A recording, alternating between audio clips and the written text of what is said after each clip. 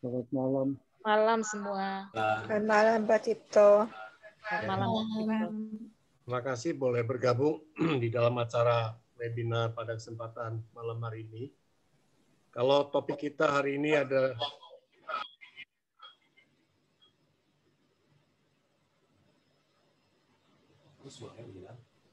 Pak Cipto di mute Pak, termute sendiri itu. Terima kasih.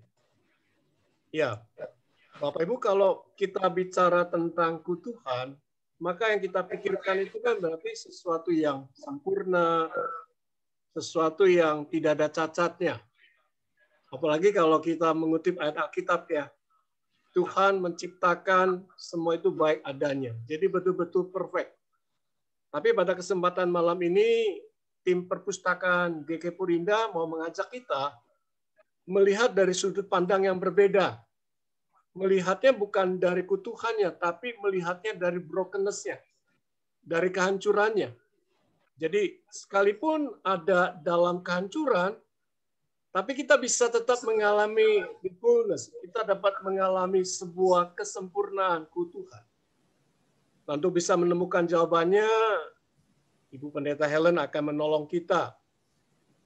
Bu Helen akan mengupas habis tentang sebuah teologi yang mau menyadarkan kita bahwa sekalipun kita brokenness, hancur karena cacat kita, karena mungkin disabilitas kita, atau karena difabel kita, tapi Allah tetap mengasihi, mencintai kita secara utuh. Sebelum kita mendengarkan lebih jauh nih, saya akan membacakan CV-nya Bu Helen. Mohon izin ya Bu Helen ya, kalau kurang tolong dilengkapi. Ini saya dapat dari ketua tim perpustakaan. Jadi Bu Helen itu tahun 2000 sampai 2004 dia kuliah di Fakultas Teologi di UKDW. Berarti ini kita satu perguruan nih Bu Helen nih, sama-sama alumni Duta Wacana. Baik. Tahun 2008 sampai 2019 di GKI Cinere. Tahun 2009 sampai 2012 jadi sekum di DPMK Klasis Jakarta 2. Tahun 2016 sampai 2017 kuliah lagi nih, College of Education at University di USA, Arizona. Ya. Nah, saat ini sekarang menjadi pendeta penuh waktu di GKI Peterongan Semarang. Ada tambahan lagi nggak Bu Helen? Cukup, Pak. Cukup ya. Yuk kita sebelum mendengarkan pemaparan ulasan dari Bu Helen, kita berdoa, kita mohon pimpinan Tuhan, kita berdoa. Bapa di surga, terima kasih dalam kesempatan ini kami boleh bersama-sama dipersekutukan dalam webinar di GK Purinda. Tuhan, Kau boleh menolong Ibu Helen yang akan berbicara banyak untuk bisa melihat karena terang kasih Tuhan, sekalipun kami punya banyak kerapuhan, tapi karena kasih Tuhan kami boleh mengalami kutuhan.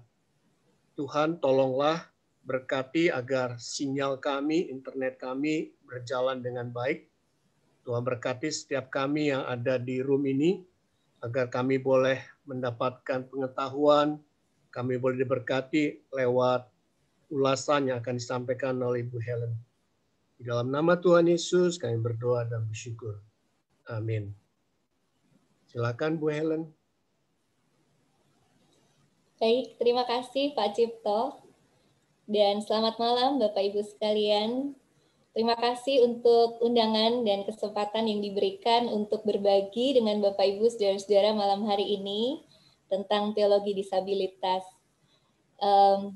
Sebelum kita masuk ke materi, Bapak Ibu saudara, berbicara tentang disabilitas, khususnya di Indonesia, begitu ya, dalam konteks kita, biasanya masih belum banyak yang familiar dengan itu, kecuali yang memang mengalami di tengah keluarganya atau sahabatnya atau dirinya sendiri, sehingga dia bisa lebih familiar dengan itu semua gitu ya. Tetapi lingkungan dan masyarakat kita masih cenderung belum merangkul ya terhadap penyandang disabilitas. Oleh karena itu di awal pembahasan ini kita menyadari hal itu untuk memberi diri kita kesempatan untuk mencerna. Jadi yang akan kita bahas adalah sesuatu yang mungkin bagi kita pada umumnya belum familiar gitu ya, sehingga kita tidak akan terburu-buru untuk langsung kepada apa sih sebetulnya pengajaran intinya begitu ya, tetapi kita akan mencerna satu demi satu dari realita kehidupan yang kita hadapi sekeliling kita juga, dan juga nanti kita akan masuk dalam bagian teologisnya. Saya sendiri mulai cukup familiar dengan tema tentang disabilitas mulai tahun 2010, Bapak Ibu Saudara. Ketika Tuhan memberikan kepada kami seorang anak, dan ini anak kami satu-satunya laki-laki yang menyandang Down syndrome. Dan sejak itu kami menggumulkan apa yang kami bisa coba kontribusikan di tengah-tengah perkembangan teologi dan juga di tengah jemaat dan masyarakat seperti itu, sehingga ya saat ini kami lebih banyak juga untuk concern ke bidang ini. Saya mohon izin untuk share screen ya Bapak Ibu sebentar.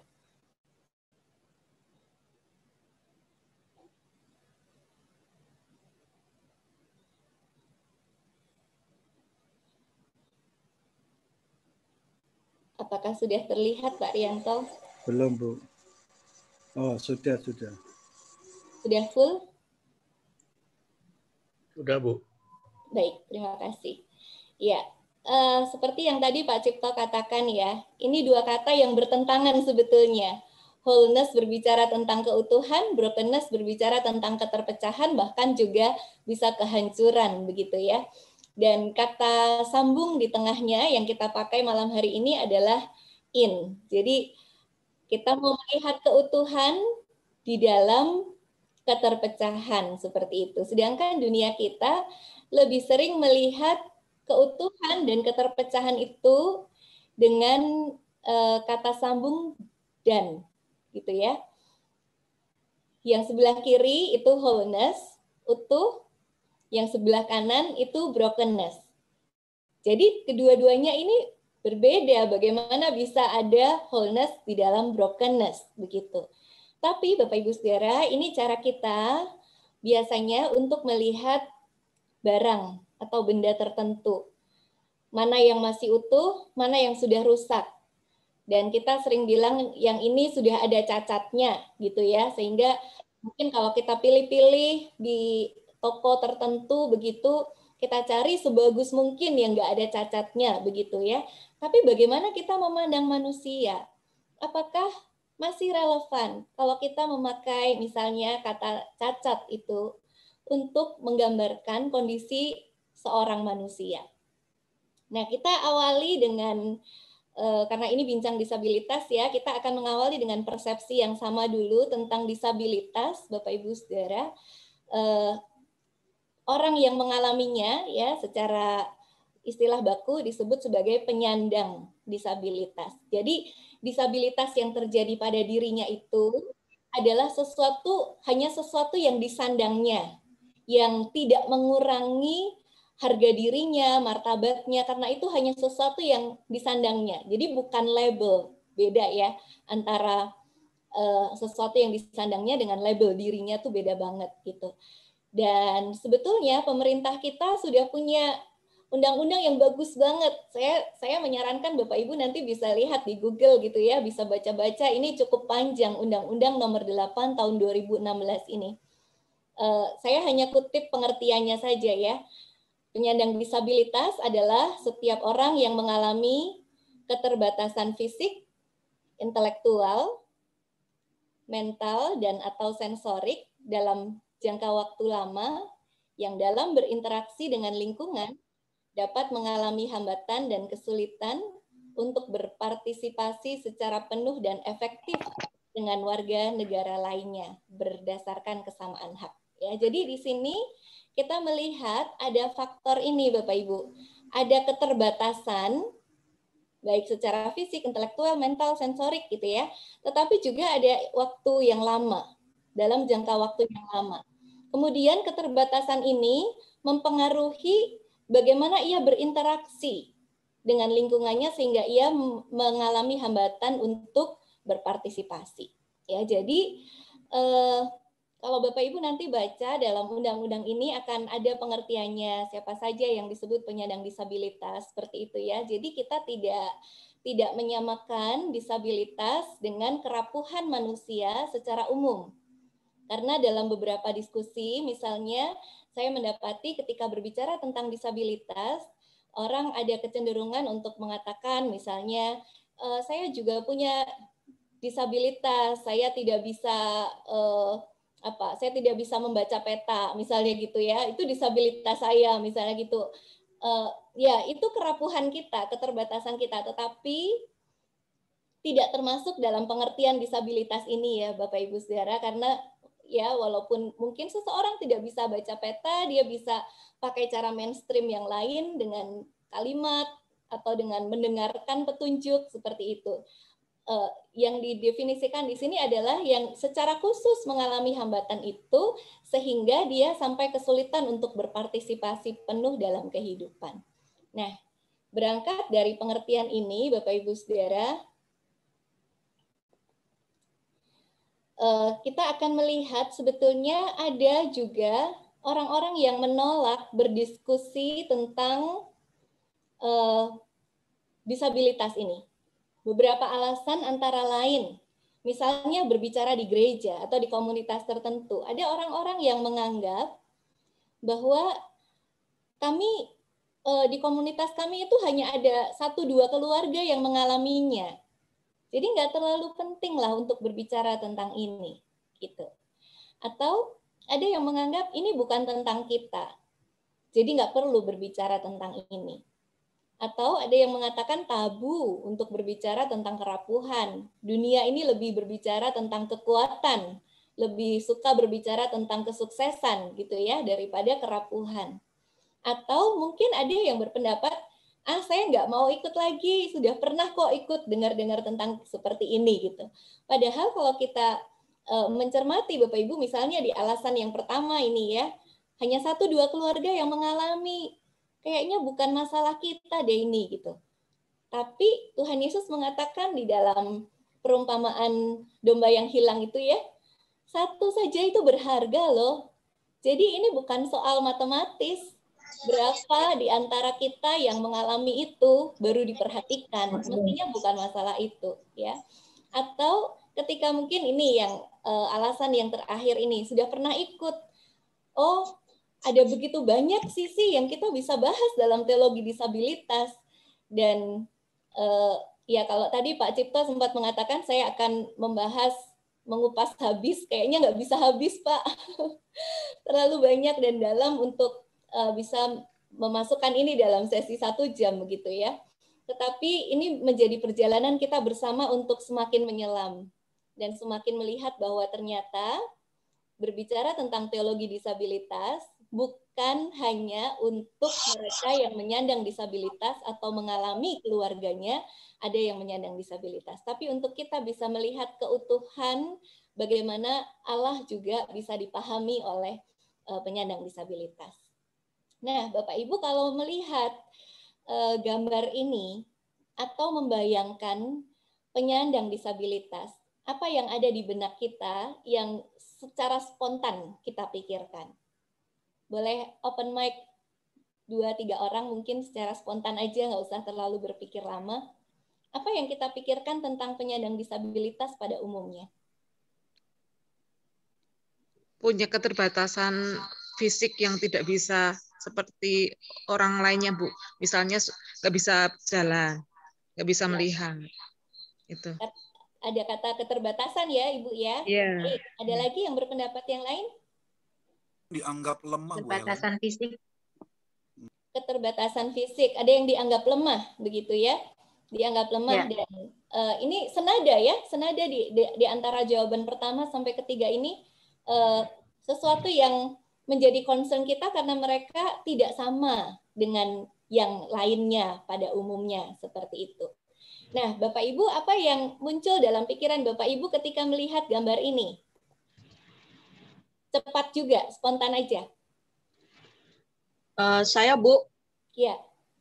saya melihatnya bahwa walaupun mereka terbatas, tapi bila lingkungan mendukung dengan sebuah media atau sebuah cara, maka mereka bisa melakukan hal yang sama seperti kita. Hanya kita yang membuat mereka tidak mampu.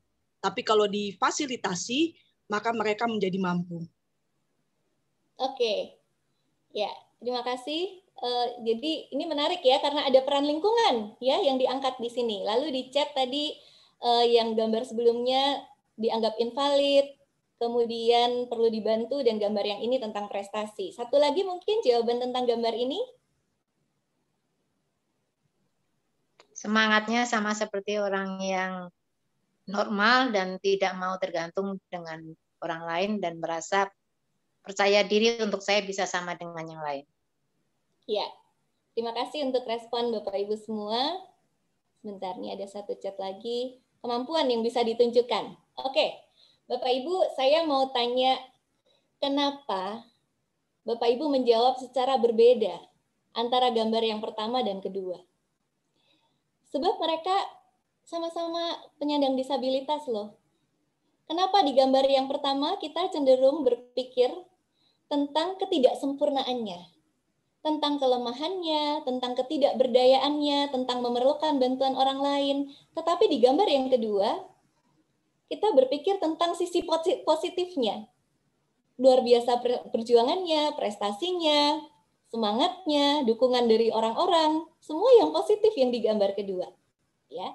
Jadi secara tidak kita sadari mungkin yang terjadi di dalam pikiran kita, sebetulnya kita tidak sedang melihat pribadi orang tersebut secara utuh. Mungkin kita melihat kondisinya. Apakah dengan kondisi itu dia bisa survive? Apakah dengan kondisi itu dia lebih pantas dikasihani? Apakah dengan kondisi itu dia punya pencapaian yang bisa dibanggakan dan masa depan yang tidak perlu dikhawatirkan atau apa? Jadi sebetulnya berdasarkan apa kita melihat sesama?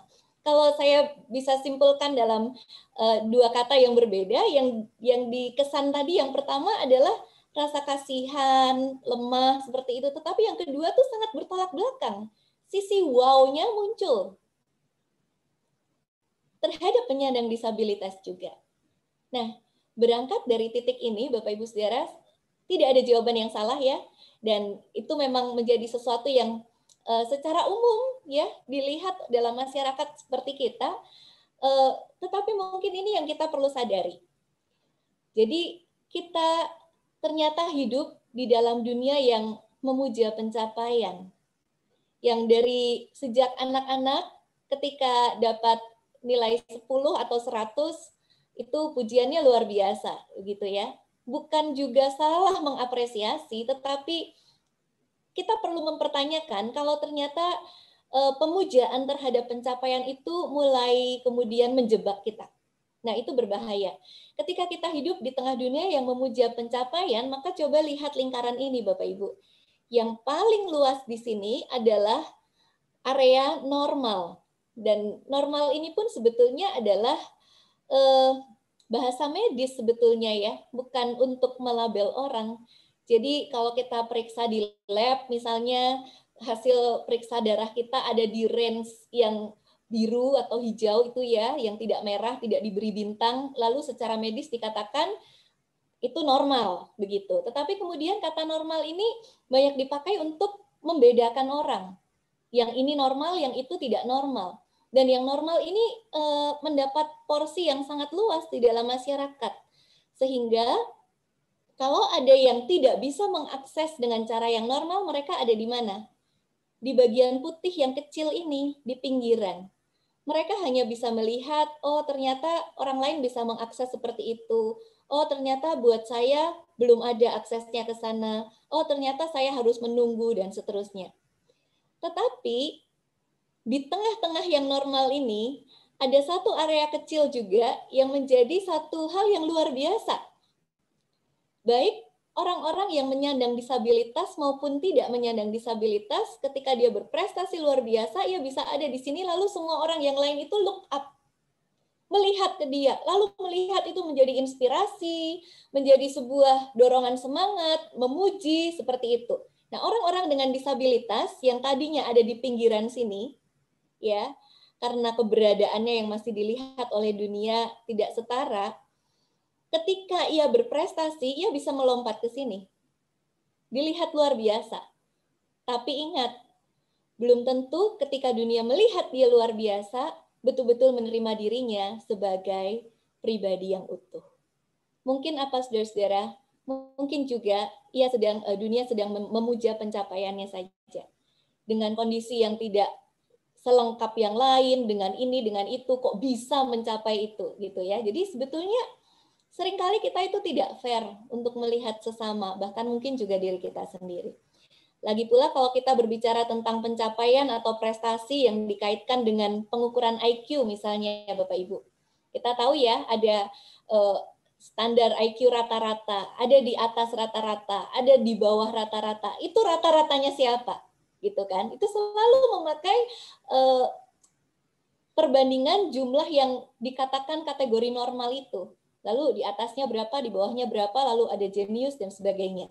Lalu dalam penyediaan fasilitas umum misalnya, kita mungkin merasa biasa-biasa saja ketika kita naik bis umum atau kendaraan tertentu, tetapi mungkin seorang dengan kursi roda tidak bisa mengakses itu dan kita tidak merasa terganggu dengan itu.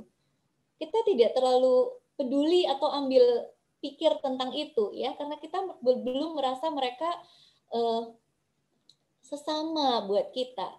Kemudian juga pembatasan akses dalam pendidikan, dalam kesempatan kerja, dan sebagainya. Bahkan kalau Bapak Ibu Saudara mengikuti berita-berita di Eropa misalnya, negara-negara seperti Denmark, Belgia, ya, yang membatasi penyandang disabilitas dengan cara kalau sudah ketahuan di dalam kandungan ada sesuatu yang secara medis tidak normal, itu legal untuk kemudian digugurkan dan sebagainya gitu ya. Itu menjadi sesuatu yang nggak adil. Kita memperlakukan dengan cara yang tidak sama dengan yang lain, sehingga betul seperti tadi ya, ada ibu tadi yang menjawab tentang pengaruh lingkungan, bahwa sebetulnya kondisi fisik mereka mungkin memang mengalami disabilitas gitu ya, tetapi lingkungan bisa menambahnya menjadi semakin disable. Peran gereja mestinya ada di situ. Ketika kita menjadi lingkungan yang menghangatkan, yang bisa menerima sebagai sesama, dan kita bisa membangun sesuatu yang baik. Jadi pendekatan kita kepada penyandang disabilitas mestinya bukan pendekatan moral yang menghakimi. Dosanya siapa nih kok dia bisa gitu? Dulu salah apa mamanya waktu mengandung? Bukan lagi pendekatan itu ya. Bukan juga secara medis belaka. Memang medis perlu untuk penanganan kesehatannya, tetapi itu tidak menjadi label buat dia. Ya, tetap dia adalah pribadi yang utuh. Juga bukan dengan sekedar pendekatan sosial. Oke, dia membutuhkan bantuan ini, bantuan itu, penyediaan bidang miring, penyediaan lift dan sebagainya. Ayo kita sediakan.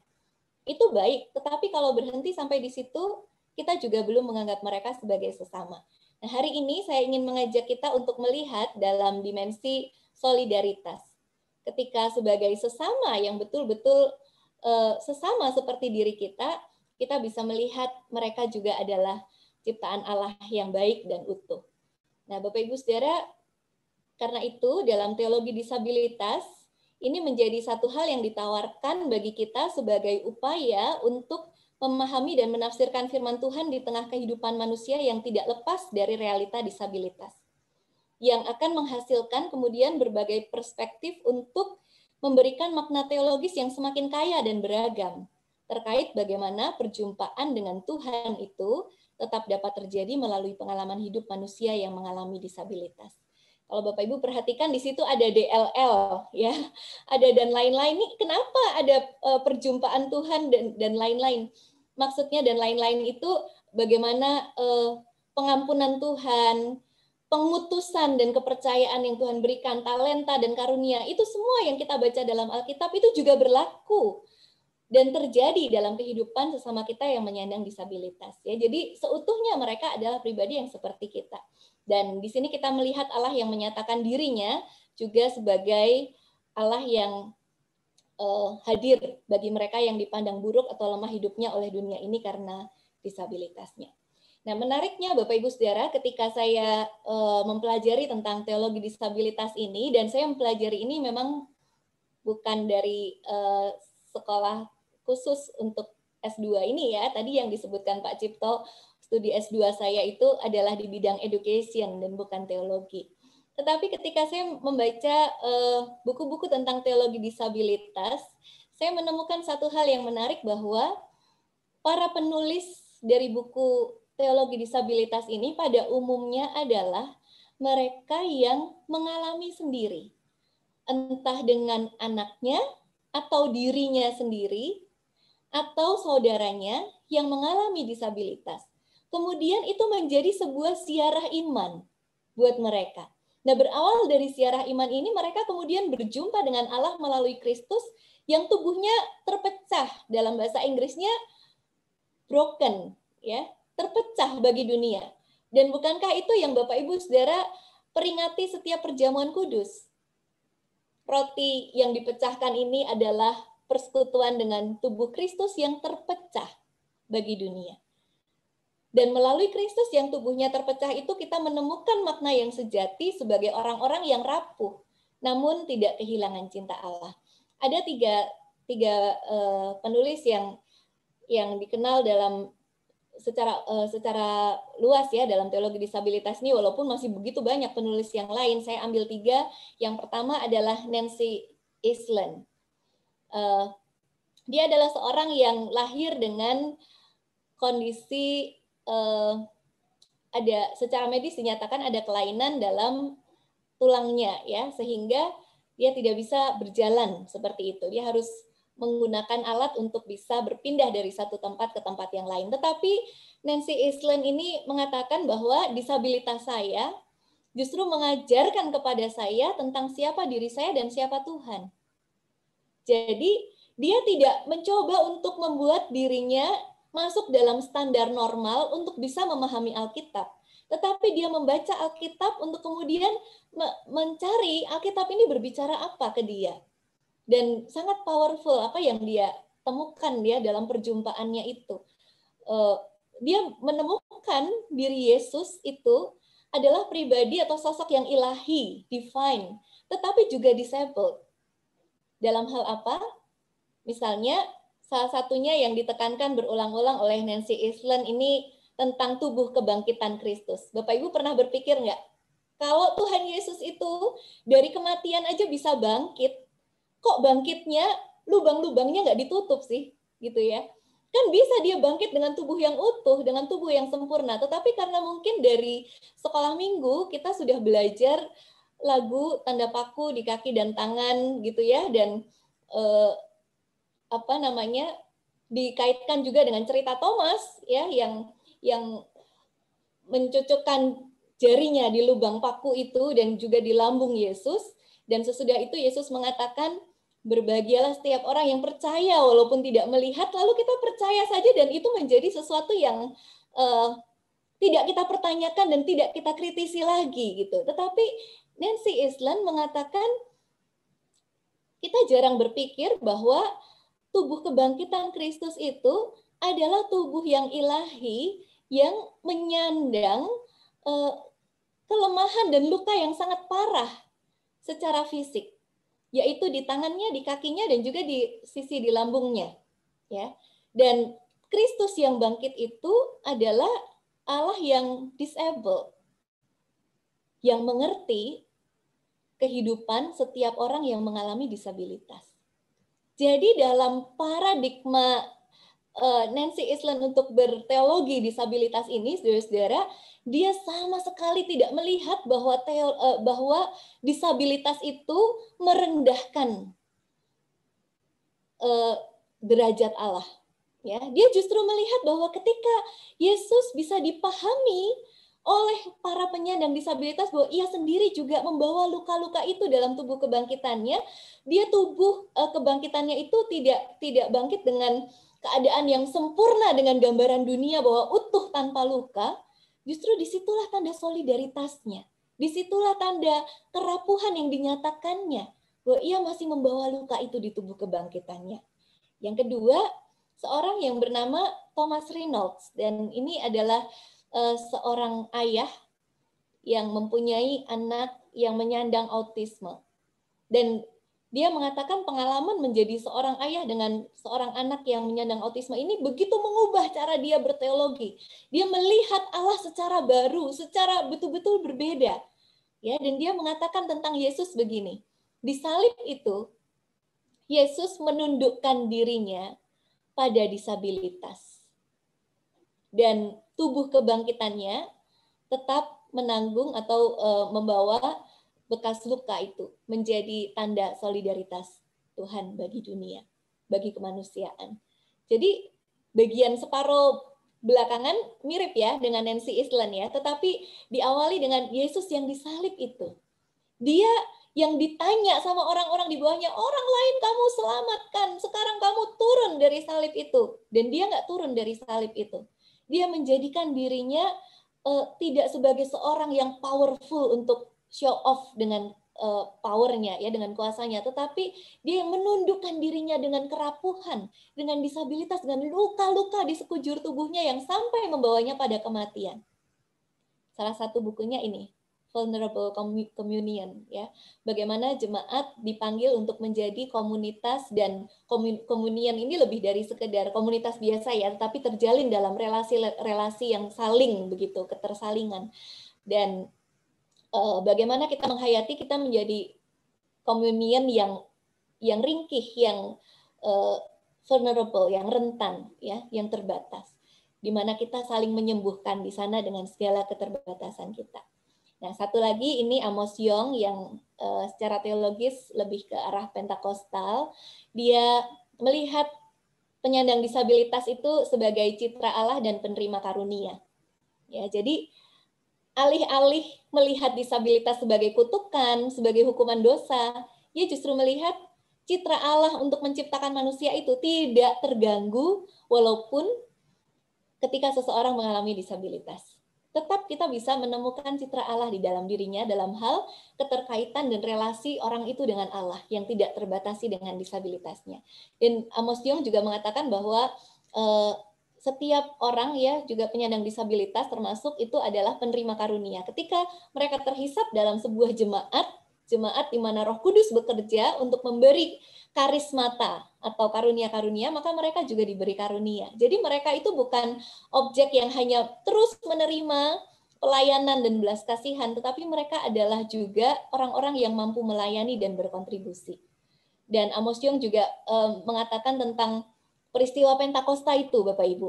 Kalau kita baca peristiwa Pentakosta dalam Kisah Rasul 2, itu murid-murid berbicara, kemudian orang-orang yang mendengarkan di situ dengan begitu banyak macam negara tempat mereka berasal bisa mendengar seperti bahasa mereka masing-masing. Ya, ini bagaimana Allah berbicara dalam bahasa masing-masing, dan bagian itu ditafsirkan oleh Amos Yong bahwa Allah pun bisa berbicara dengan bahasa penyandang disabilitas. Apapun disabilitasnya, Allah mau merengkuh mereka dengan kerapuhan mereka, dan Allah berbicara dengan bahasa mereka juga. Allah yang bisa berbicara dengan begitu banyak bahasa itu juga bisa berbicara dengan bahasa-bahasa khusus yang dalam kondisi-kondisi khusus gitu ya. Dan di sini kita melihat bahwa Allah itu ternyata merangkul kerapuhan, Bapak Ibu Saudara. Oke, Allah memang berkuasa, Dia maha kuasa, Dia maha bisa, Dia pencipta segala yang baik, tetapi Ia merangkul kerapuhan dan sekaligus mempersekutukan dirinya dengan manusia yang terluka, lemah, dan tertolak. Dan itu terwujud secara nyata, konkret dalam diri Yesus. Dan Allah yang seperti itu adalah Allah yang menunjukkan keberpihakan dan kasih-Nya, penerimaannya kepada mereka yang juga terluka, dipandang lemah, dan tertolak. Dan di sini kita melihat Allah yang ternyata tidak anti terhadap penyandang disabilitas, tidak memandang hina sebuah disabilitas. Ia menerima setiap orang berdasarkan kasih tanpa membedakan manusia berdasarkan kriteria normal atau tidak normal. Jadi ketika Tuhan menciptakan semuanya dan Tuhan melihat semuanya itu sungguh amat baik. Tidak ada yang dilihat semuanya itu normal, nggak ada. Semuanya sungguh amat baik. Jadi kepelbagaian yang ada dalam ciri fisik maupun juga apa yang dialami secara mental atau intelektual itu sama sekali tidak mengurangi kemahakuasaan Allah untuk mencipta, begitu ya. Dan di sini pemahaman kita tentang tubuh Kristus yang terpecah bagi dunia itu mulai terlihat tujuannya. Kenapa Tuhan mau terpecah bagi dunia? Supaya dia bisa merengkuh seluruh dunia untuk beroleh anugerah keselamatan. Dalam Filipi 2, Bapak Ibu bisa menemukan ya, Allah yang Yesus yang dalam kesetaraannya dengan Allah menjadi seorang manusia, dalam keberadaannya sebagai manusia menjadi seorang hamba, dalam keberadaannya sebagai hamba dia menderita, dalam penderitaannya dia sampai mati. Berhenti nggak di situ Bapak Ibu? Nggak berhenti loh. Matinya itu sampai di kayu salib. Nah, itu seperti turun terus. Betul-betul Tuhan mengambil tempat yang terendah untuk bisa menjangkau semuanya. Dan dalam diri Yesus, yang tadi menanggung luka itu, Tuhan juga merengkuh setiap orang yang terluka, bahkan yang dilihat disabled dengan kondisi fisiknya, dan juga kondisi yang lain, supaya apa? Supaya semua beroleh keselamatan. Mari kita membuat ini dalam 3 butir pernyataan ya Bapak Ibu ya, supaya kita lebih terfokus dalam butir-butir ini. Yang pertama tentang Allah, kita melihat dalam teologi disabilitas ini tentang Allah yang bersolidaritas dengan manusia yang rapuh. Ia menjadikan dirinya rapuh dan terbatas hingga mati karena cintanya. Dia mengerti bahasa luka karena ia mengalaminya. Dan luka-luka itu sedikit pun tidak mengurangi kemuliaannya. Jadi solidaritas Allah yang seperti ini yang merengkuh kita. Selain pasca kebangkitan tubuh Kristus yang memiliki bekas luka, juga kalau kita kutip dari Nancy Island, dia mengatakan tentang Wahyu pasal 5 ya, bahwa yang ditunjuk sebagai anak domba yang tersembelih itu menunjuk pada Yesus. Anak domba yang ada di tahta, anak domba yang kemudian dipercaya untuk mendapat dan membuka gulungan kitab itu. Bukan anak domba yang sempurna, yang tambun, yang tanpa cacat celah. Ya. Padahal pada konteks pada waktu itu, kalau orang mau bawa persembahan anak domba ke bait Allah itu ada yang periksain Bapak Ibu ya. Apakah anak domba ini layak untuk dipersembahkan? Ada sesuatu yang membuat anak domba ini tidak layak dipersembahkan untuk Tuhan atau tidak dan seterusnya. Tetapi di sini yang menerima itu adalah anak domba yang sudah disabled, yang sudah tersembelih dalam kelemahannya. Nah, ini gambaran solidaritas Allah di dalam kerapuhannya kepada dunia yang mestinya membuat kita semakin menyadari ya betapa kita itu dicinta. Jadi bukan sekedar bagi penyandang disabilitas, tapi bagi setiap kita menerima solidaritas kasih Allah ini. Yang kedua, tentang Allah yang mengasihi semua orang termasuk penyandang disabilitas, dan Allah berkenan untuk melibatkan setiap orang di dalam karya dan rencananya. Kalau kita baca Yohanes 9, seorang yang buta sejak lahirnya, orang-orang dan para muridnya heboh untuk bertanya siapa yang dosa, dia atau orang tuanya. Kalau dia yang berdosa, bagaimana? Karena dia butanya dari lahir gitu. Tapi apakah itu dosa orang tuanya? Kok anaknya ini yang menanggung begitu ya? Sehingga dalam paradigma mereka pada waktu itu, disabilitas itu harus dikaitkan dengan dosa. Pasti ada sesuatu yang salah yang membuat anak ini lahir dengan disabilitas. Tetapi kata Yesus, bukan dosanya, bukan juga dosa orang tuanya, tapi karena ada pekerjaan Allah yang harus dinyatakan melalui dia. Apa yang Yesus lakukan di sini Bapak Ibu Saudara? Mengubah paradigma. Dari yang menyandang disabilitas, ditarik, diubah pada mengalami healing. Nah, ini perhatikan Bapak Ibu, bukan curing, tetapi healing. Healing melampaui curing. Curing hanya berbicara tentang kesembuhan dari penyakit. Tetapi healing berbicara tentang diterima seutuhnya sebagai pribadi di dalam komunitasnya lagi. Ya, yang tadinya dianggap berdosa, ditarik oleh Allah, dilibatkan dalam karya Allah, justru dia kemudian bersaksi tentang apa yang dia alami dari kuasa Allah itu. Ya, jadi ternyata penyandang disabilitas itu juga dapat dilibatkan oleh Tuhan untuk menjadi pewarta kabar baik. Bukan hanya mereka perlu dikasihani karena tidak berdaya, tetapi mereka pun adalah subjek yang sama-sama berharga di dalam karya Allah melalui gereja. Ya. Ini Allah yang memakai setiap orang dalam segala kondisinya. Dan yang ketiga adalah Allah yang membebaskan, bukan membelenggu. Allah yang merangkul, bukan menyisihkan. Ya, sejak penciptaan kuasa Allah menghadirkan keindahan, Bapak Ibu. Ya, kita baca sungguh amat baik. Tetapi seringkali yang menjadi persoalan adalah sungguh amat baik itu kita batasi hanya dengan perspektif kita. Kalau sungguh amat baik, mestinya semuanya secara medis dinyatakan normal. Kalau sungguh amat baik, mestinya tidak ada sesuatu yang kurang dari kelengkapan fisiknya. Kalau sungguh amat baik, mestinya tidak ada tantangan-tantangan ini dan itu, gitu. Padahal, apa yang membuat manusia dijadikan sungguh amat baik? Relasinya dengan Tuhan. Bagaimana ia diciptakan segambar dan serupa dengan Allah itu untuk berelasi dengan Tuhan. Di dalam kerapuhannya bisa bergantung pada anugerah Tuhan. Dan itu yang menjadikan hidupnya indah. Ya, setiap orang dijadikan segambar dengan serupa dengan Allah dalam arti mampu berelasi dengan Sang Pencipta. Dan setiap orang diberi karunia untuk mengenal Allah.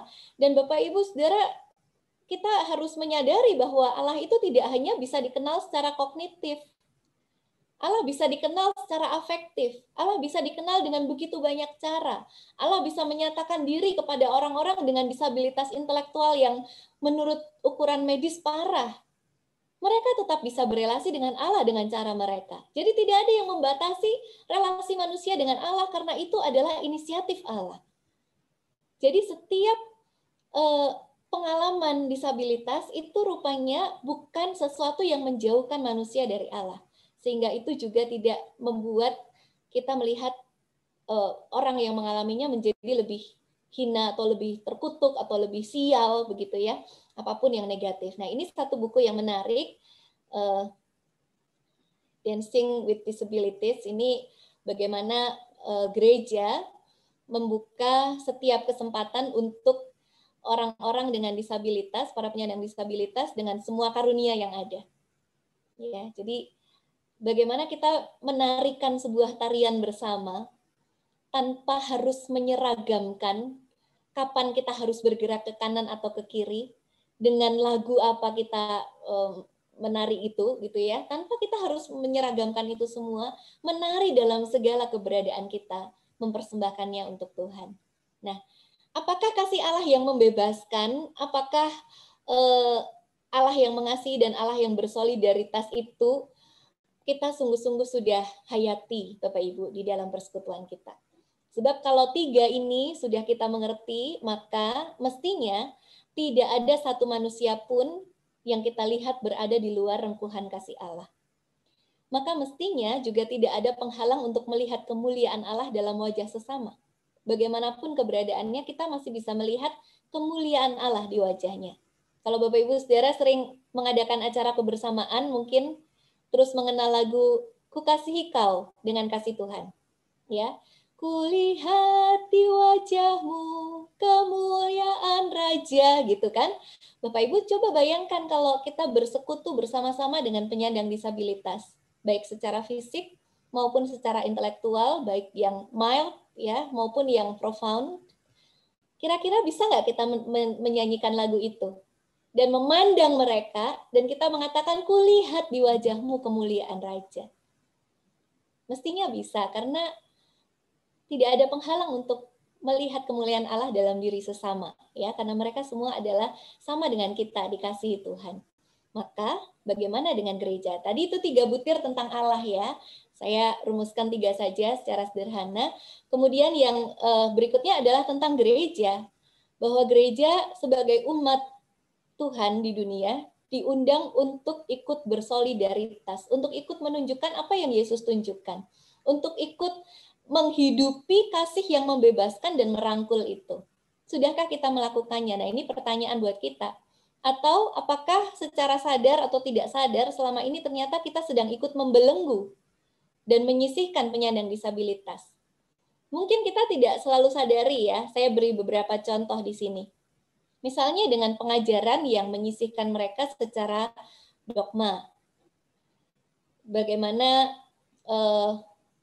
kalau kita mungkin mendapati orang dengan penyandang disabilitas, ya penyandang disabilitas, lalu pendekatannya adalah sama seperti Yohanes 9, ini dosanya ini yang menyebabkan ini, maka harus minta ampun, kamu harus bertobat gitu. Mengkaitkan dengan itu justru orang makin merasa dihakimi, tidak dirangkul, tidak dibebaskan ya. Dan Yesus tidak melihat dengan cara itu. Atau mungkin dengan ilustrasi-ilustrasi yang mungkin kita anggap lucu, tetapi sebetulnya merupakan penghinaan atau pendiskriminasian bagi penyandang disabilitas. Mungkin juga dengan tema-tema yang seringkali secara konotatif menyejajarkan kondisi disabilitas tertentu dengan dosa. Saya sering mendapati tema-tema persekutuan misalnya ya, yang tentang dulu buta, sekarang melihat misalnya gitu ya, dan itu dikaitkan dengan kita. Lalu lalu buta itu, dulu buta itu dikaitkan dengan keberadaan penuh dosa, lalu sekarang melihatnya itu dikaitkan dengan keberadaan sudah bertobat gitu, terus bisa melihat gitu. Oke, itu menjadi sebuah gambaran ya, sebuah ilustrasi. Tetapi pernah nggak kita membayangkan kalau orang yang mengalami disabilitas netra ya, yang tidak bisa melihat, mendengar tema itu? Lah saya sepanjang hidup saya tidak menjadi bisa melihat gitu, dan mungkin orang yang tidak bisa melihat itu sudah menerima damai di dalam dirinya bahwa ia bisa melihat dengan cara yang lain, tidak dengan matanya, tetapi kemudian merasa tersingkir dengan tema seperti itu. Kenapa kebutaan harus dikaitkan dengan dosa? Begitu ya. Seringkali mungkin kita tidak terlalu peka ke arah itu. Atau mungkin juga kita membatasi dengan ritual yang menutup akses bagi penyandang disabilitas, baik untuk memuji dalam persekutuan maupun untuk melayani dengan sepenuh hati. Ibadah-ibadah yang harus teduh, ya, semua yang harus serba tertib. Padahal penyandang disabilitas, khususnya mereka yang menyandang disabilitas intelektual misalnya atau mental, biasanya lebih bersifat spontan. Dan ketika mereka berada dalam sebuah persekutuan, mungkin ketika yang lain sudah diam, dia masih menyanyi. Ketika yang lain menyanyi lagu yang berikutnya, dia masih menikmati sekali relasinya dengan Allah, dengan lagu yang sebelumnya. Dan kita kan tidak berhak untuk memutus atau mengganggu apa yang sedang terjalin antara orang ini dengan Allahnya. Seperti itu. Tetapi mungkin kadang kita merasa terganggu ya. Ini kok berisik sendiri, kok nggak sama sendiri temponya, dan seterusnya. Karena kita terkungkung dengan keseragaman tadi dalam ibadah juga. Kemudian mungkin juga acara-acara kebersamaan yang kita anggap seru dan lucu, tapi justru meminggirkan mereka. Suatu kali saya cukup sedih ya, di sebuah gereja ketika saya diundang untuk melayani sebuah ibadah minggu, kemudian ada perayaan sesudah ibadah minggu itu karena event tertentu, dan ada lomba-lomba gitu ya. Dan salah satu dari lomba itu judulnya adalah Si Buta dan Si Tuli. Itu judul perlombaannya. Dan semua yang memainkannya ya semua tertawa-tertawa dengan itu gitu. Ya mungkin ya dalam komunitas itu mungkin memang tidak ada yang menyandang disabilitas netra dan rungu gitu ya. Tetapi dalam hal solidaritas kita dengan sesama kita yang entah di mana mengalami, mestinya kita tidak memakai hal-hal yang seperti itu ya. Nah, hal-hal yang sehari-hari seperti ini yang kita perlu sadari untuk ikut bersolidaritas. Ada beberapa hal yang kita mau lihat juga untuk gereja. Setidaknya 4 hal yang saya sajikan di sini. Yang pertama adalah panggilan untuk memeluk kerapuhan kita, merengkuh kerapuhan kita. Menyadari bahwa kita masing-masing ini rapuh, dan komunitas yang kita bentuk pun rapuh. Kenapa komunitas kita rapuh? Karena terbentuk dari pribadi-pribadi yang rapuh. Tetapi kita kuat karena kita ditopang oleh Tuhan, oleh karena itu komunitas kita pun juga kuatnya adalah karena kita berkomunitas di dalam Tuhan. Artinya mestinya tidak boleh ada penolakan dan tidak ada penghakiman di sana ya karena disabilitas seseorang. Kemudian merengkuh kerapuhan sebagai bagian yang tidak terpisahkan dari hidup kita. Jadi kita melihat kerapuhan ini bukan sebagai kehinaan, tapi natur kita sebagai ciptaan memang rapuh. Tetapi dalam kerapuhan itu kita dipanggil untuk bergantung dengan Allah dengan sepenuhnya gitu ya, dan kita bersolidaritas dengan manusia yang rapuh, karena Allah juga terlebih dahulu telah bersolidaritas terhadap manusia yang rapuh. Jadi merengkuh kerapuhan ini menjadi sebuah undangan, karena kita tidak mungkin bisa masuk dalam tema ini tanpa menyadari kerapuhan kita, Bapak Ibu Saudara. Ketika kita masih merasa saya kuat karena semua yang ada pada diri saya normal, saya kuat karena saya tidak membutuhkan begitu banyak bantuan orang lain, ya, kita tidak akan masuk dalam undangan Allah untuk memeluk kerapuhan bersama dengan Allah. Dan kerapuhan itu sama sekali tidak mengurangi kemuliaan Allah. Demikian juga kerapuhan itu tidak mengurangi apapun yang menjadi relasi kita dengan Allah. Dia hanya ingin kita menyadari bahwa dalam kerapuhan itulah kita indah dalam relasi kita dengan Allah dan sesama. Embracing our vulnerability. Ya. Yang kedua adalah befriending others. Mau berteman, mau menjadi sahabat, mau menjadi saudara bagi sesama kita. Saling menerima sebagai pribadi yang utuh dalam segala keunikannya. Mau berbagi kisah hidup, mau berbagi kesaksian bahwa saya rapuh tapi saya dicinta, dan setiap orang pasti juga akan mengalami itu dalam kekuatan Tuhan, gitu ya, sehingga itu menguatkan. Mau berbagi kesempatan, mau bekerja sama. Nah, tentang berbagi kisah hidup ini, kalau Bapak Ibu Saudara berkesempatan mengikuti ibadah bersama dengan GKI Puri Indah besok, saya akan bagikan ini dalam khotbah besok, gitu ya, berbagi kisah hidup dalam kerapuhan namun dicinta. Kemudian kita belajar untuk menumbuhkan kepekaan, meninggalkan cara pandang yang menghakimi atau mengucilkan sesama, menumbuhkan kepekaan. Ya, jadi dua hal ini saja sudah membuka banyak akses sebetulnya dari diri kita. Memeluk kerapuhan kita, kita membuat diri kita setara dengan yang lain dan yang lain setara dengan kita. Kita tidak lebih dari mereka, ya. Dan menjadi sahabat dan saudara, kita bisa berbagi dengan mereka. Dan yang selanjutnya, yang ketiga adalah being accessible.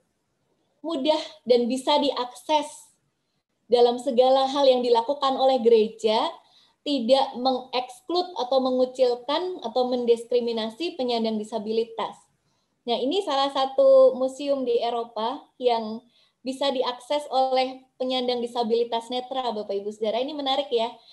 Kalau teman-teman kita yang tidak bisa melihat dengan mata, mereka bisa melihat bahkan mengetahui warna, ya, dari tekstur, dari apa yang disentuhnya dengan jari-jari mereka. Dan lukisan-lukisan ini bisa diakses oleh mereka yang tidak bisa melihat.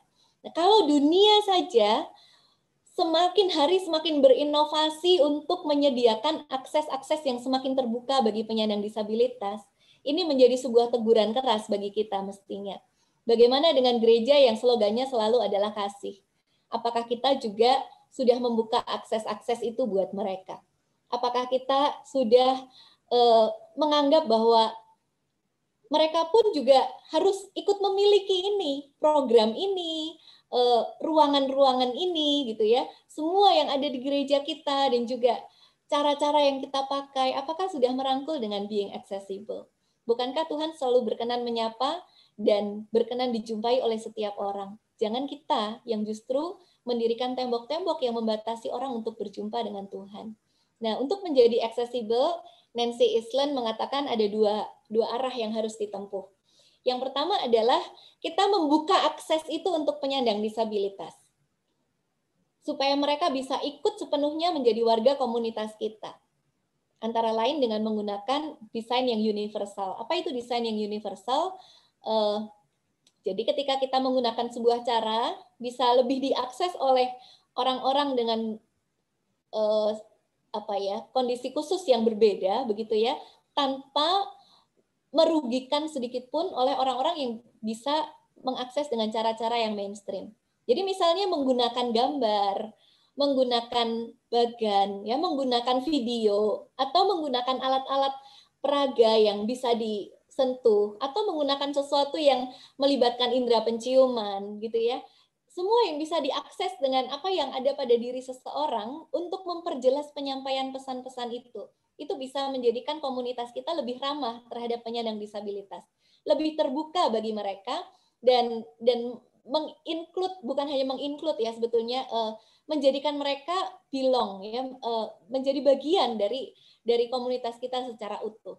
Jadi akses-aksesnya dibuka, ya. Tetapi yang kedua, arah yang lain adalah mengajak setiap pribadi yang tidak menyandang disabilitas untuk masuk dalam kehidupan simbolik sosial mereka. Jadi mencoba mengerti dua arah. Yang satu aksesnya dibuka supaya mereka terlibat. Yang satu lagi orang-orangnya yang terbiasa dengan mainstream ini diajak untuk mengerti dan melihat apa yang dialami oleh penyandang disabilitas. Nah, saya memakai gambar ini. Ini sebuah pengingat ya. Seorang anak dengan disabilitas seringkali menghabiskan waktu untuk belajar atau diajar tentang bagaimana berinteraksi dengan sesamanya. Dan selalu gitu ya, bagaimana bisa senyum, menyapa, bagaimana bisa merespon ketika ditanya. Anak-anak dengan disabilitas seringkali lebih di drill dalam area-area seperti itu. Tetapi yang bagian selanjutnya, kenapa kita tidak spend waktu untuk mengajar mereka yang tidak menyandang disabilitas untuk berinteraksi dengan penyandang disabilitas. Nah, ini kan juga bentuk ketidakadilan.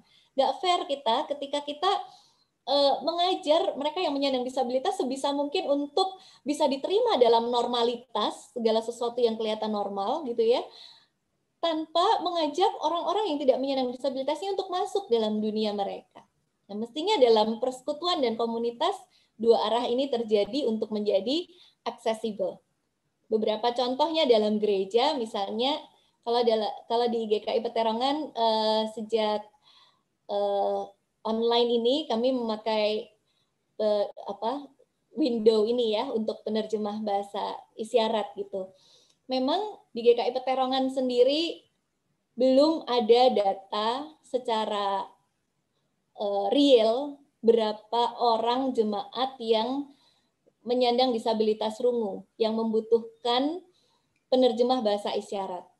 Tetapi mencoba menyediakan dan menghadirkannya itu bisa menjadi sebuah bentuk being accessible. Sebuah bentuk cara kita untuk mengundang mereka yang juga membutuhkan sarana ini dan membuat ibadah kita menjadi lebih terbuka begitu ya. Ya, mestinya bisa semua begitu ya, mestinya dalam acara-acara yang bukan hanya hari Minggu bisa dihadirkan juga, tetapi selama ini di GKI Peterongan baru dicoba ini di ibadah Minggu ya, semoga kedepannya akan lebih terbuka lagi. Kemudian yang gambar di sebelah kiri bawah ini Pendeta Emeritus Andreas Gunawan. Di bulan Desember 2019 kami melayangkan sakramen baptis kudus untuk saudara-saudara yang tinggal di panti rehabilitasi mental. Katekisasinya gimana? Diadakan secara khusus. Terus mereka bisa mengakui imannya? Ya, dituntun dengan cara mereka. Terus mereka mengikuti perjamuan? Ya. Dan bahkan ketika saya melayankan Natal di panti tersebut, sangat terharu dan sangat merasa terberkati, dikuatkan justru melihat betapa mereka itu memang menghayati relasi mereka dengan Tuhan. Mereka ikut melayani juga, ada yang menjadi Maria, ada yang menjadi malaikat dan seterusnya, dan itu satu pelayanan yang sangat menggetarkan bagaimana disabilitas mental dan intelektual itu tidak menghalangi seseorang untuk rindu melayani.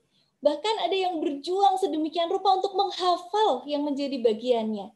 Ya, jadi hal-hal seperti ini menjadi sebuah ajakan bagi gereja untuk membuka akses-akses, bahkan bukan dengan standarisasi pertanyaan-pertanyaan dalam katekisasi dan seterusnya begitu ya. Kita mestinya bisa mencoba melihat akses yang lebih terbuka. Yang ini tentang aksesibel dalam hal bangunan fisik, bagaimana setidaknya kalaupun tidak lift ada bidang miring gitu ya, sehingga untuk pengguna kursi roda kalau untuk ibadah onsite misalnya bisa mengakses ruangan tersebut. Kemudian ya banyak contoh yang lain ya. Ini Pope Francis yang sangat terkenal inklusi. Dia sering mewartakan ya bagaimana semua termasuk sakramen itu bisa diakses oleh penyandang disabilitas. Nah, saya mau kasih contoh berikutnya Bapak Ibu. Saya nggak tahu apakah Bapak Ibu sudah pernah mendengar tentang ini. Ya, sudah pernah melihat atau dengar ini Bapak Ibu? Uncondemned. Ya. Ini adalah sebuah film tentang Yesus yang dalam bahasa isyarat seperti itu. Ya, jadi bagaimana pribadi Yesus pun dihadirkan berbicara dalam bahasa isyarat, dan itu sama sekali tidak mengurangi kemuliaan Tuhan gitu. Dan bahkan kalau kita lihat satu testimoni yang ada di sini tentang the heart language, bahasa hati ya, yang sangat terkait erat dengan identitas seseorang ya. Bagi seseorang untuk melihat sesuatu dengan bahasa hatinya, itu akan sangat-sangat menyentuh, akan sangat-sangat masuk, meresap dalam hatinya. Dan mereka akan merasakan bahwa, mereka itu berbicara dalam bahasa saya, mereka ngerti saya gitu ya. Mereka sungguh-sungguh sedang ngomong sama saya dengan bahasa yang saya mengerti, seperti itu. Ya, ini merupakan salah satu terobosan yang sangat indah nih ya. Bagaimana film Yesus disajikan dengan semua bahasa isyarat seperti ini. Bagaimana para penyandang disabilitas rungu bisa melihat bahwa ini betul-betul menyentuh kehidupan mereka. Bukan hanya mereka bisa membaca teks seperti film-film yang lain selama ini, tapi betul-betul ini berbicara kepada mereka gitu ya. Jadi sekali lagi disabilitas itu walaupun itu dikaitkan di sini dengan peran tokoh Yesus sang juru selamat, sama sekali tidak mengurangi kemuliaan Yesus ya. Jadi kita memiliki paradigma yang baru dalam hal itu. Termasuk juga seperti tadi yang saya ceritakan pengalaman Natal di panti rehabilitasi mental tadi ya. Ada yang menjadi sosok Maria dan seterusnya ya. Seorang bernama Ralph Mamedov ya, dia melukis kisah-kisah yang ada di seputar kelahiran Yesus ya, kisah-kisah pelayanan Yesus dengan para model yang menyandang disabilitas, secara khusus Down syndrome. Penyandang Down syndrome memang memiliki karakteristik wajah yang khas ya, dan ketika orang melihatnya sudah bisa tahu, oh ini Down syndrome gitu, label label medisnya ya, yang tidak boleh menjadi label dirinya itu. Nah, kita bisa membayangkan juga Bapak Ibu kalau misalnya dalam sebuah panti ya, panti atau pendidikan khusus buat anak-anak dengan Down syndrome misalnya, ketika mereka merayakan Natal, apakah mereka tidak boleh jadi Maria? Apakah mereka tidak boleh jadi Yusuf? Apakah mereka tidak boleh jadi tokoh-tokoh yang ada dalam Alkitab karena mereka Down syndrome? By the way, anak kami Down syndrome, dan pada saat dia belum berusia genap 1 tahun, dia menjadi Yesus dalam sebuah drama tentang Simeon dan Hana di Bait Allah itu ya. Dia digendong jadi Yesus. Termasuk ini ya, Ralph Mamedov menggambarkan Maria dan Yusuf dengan kondisi para model yang menyandang disabilitas ini, dan ini dirasa sangat menyentuh, di mana para penyandang Down syndrome bisa melihat bahwa mereka pun bisa ikut di sana, ikut melayani, ikut merasakan dalam drama itu, ikut berpartisipasi, dan mereka mencoba dalam, oh penghayatan Maria tuh seperti ini gitu, oh Yusuf itu seperti ini, dan seterusnya. Dan itu berbicara sangat banyak kepada mereka, Bapak Ibu. Saya nggak tahu apakah di antara Bapak Ibu Saudara melihat 3 gambar ini merasa keberatan ya. Saya nggak tahu apakah di antara kita masih ada yang melihat disabilitas itu nggak boleh dikenakan pada orang-orang tokoh-tokoh suci dalam Alkitab, terkesan melecehkan begitu. Nggak dalam pandangan Tuhan disabilitas itu bukan melecehkan dan bukan sebuah kehinaan gitu ya. Oleh karena itu melanjutkan lukisan Ralph Mamedov, mungkin Bapak Ibu pernah melihat ini. Dan banyak orang syok melihat bagaimana The Last Supper lukis dalam pribadi-pribadi orang yang menyandang Down syndrome, dan ini dianggap sebagai sebuah penghinaan terhadap Kristus.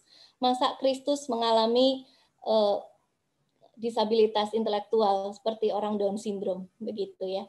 Nah, pertanyaan bagi kita, Bapak Ibu, benar nggak kita itu sudah masuk dalam sebuah panggilan Tuhan untuk bersolidaritas dengan semua tanpa melihat disabilitas sebagai sesuatu yang menghina atau kehinaan bagi seseorang?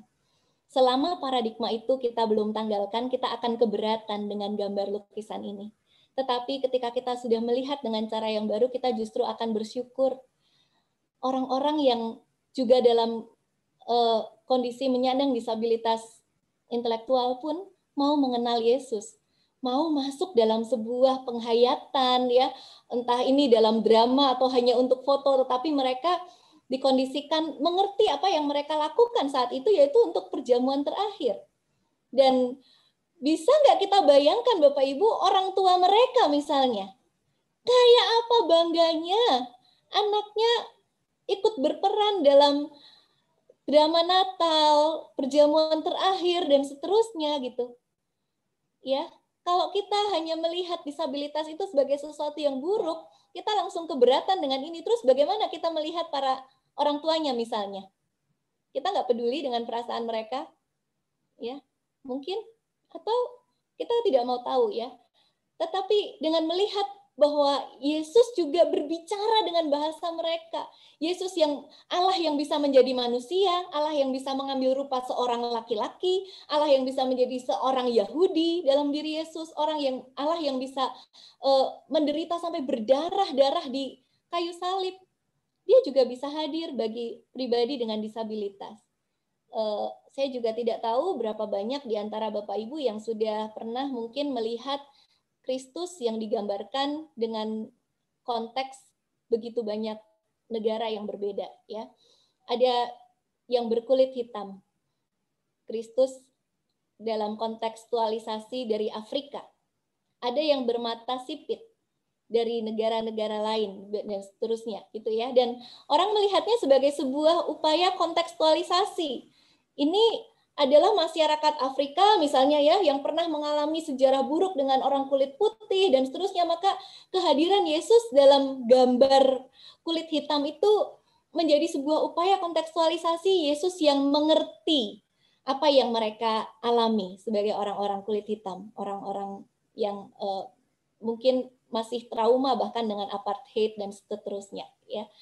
Dan kita bisa mengerti kontekstualisasi itu, tetapi untuk hal ini mungkin banyak orang keberatan, kalaupun orang-orang yang bisa menerima Kristus dalam berbagai negara, atau mungkin bahkan dalam bangsa Indonesia saja, mungkin Bapak Ibu pernah melihat Tuhan Yesus yang pakai belangkon, ya, itu upaya kontekstualisasi juga, gitu kan, dan kita merasa Tuhan Yesus digambarkan sebagai sosok dari Jawa, itu nggak apa-apa, itu kontekstualisasi, tetapi menjadi seorang yang Down syndrome dalam lukisan ini begitu banyak orang keberatan.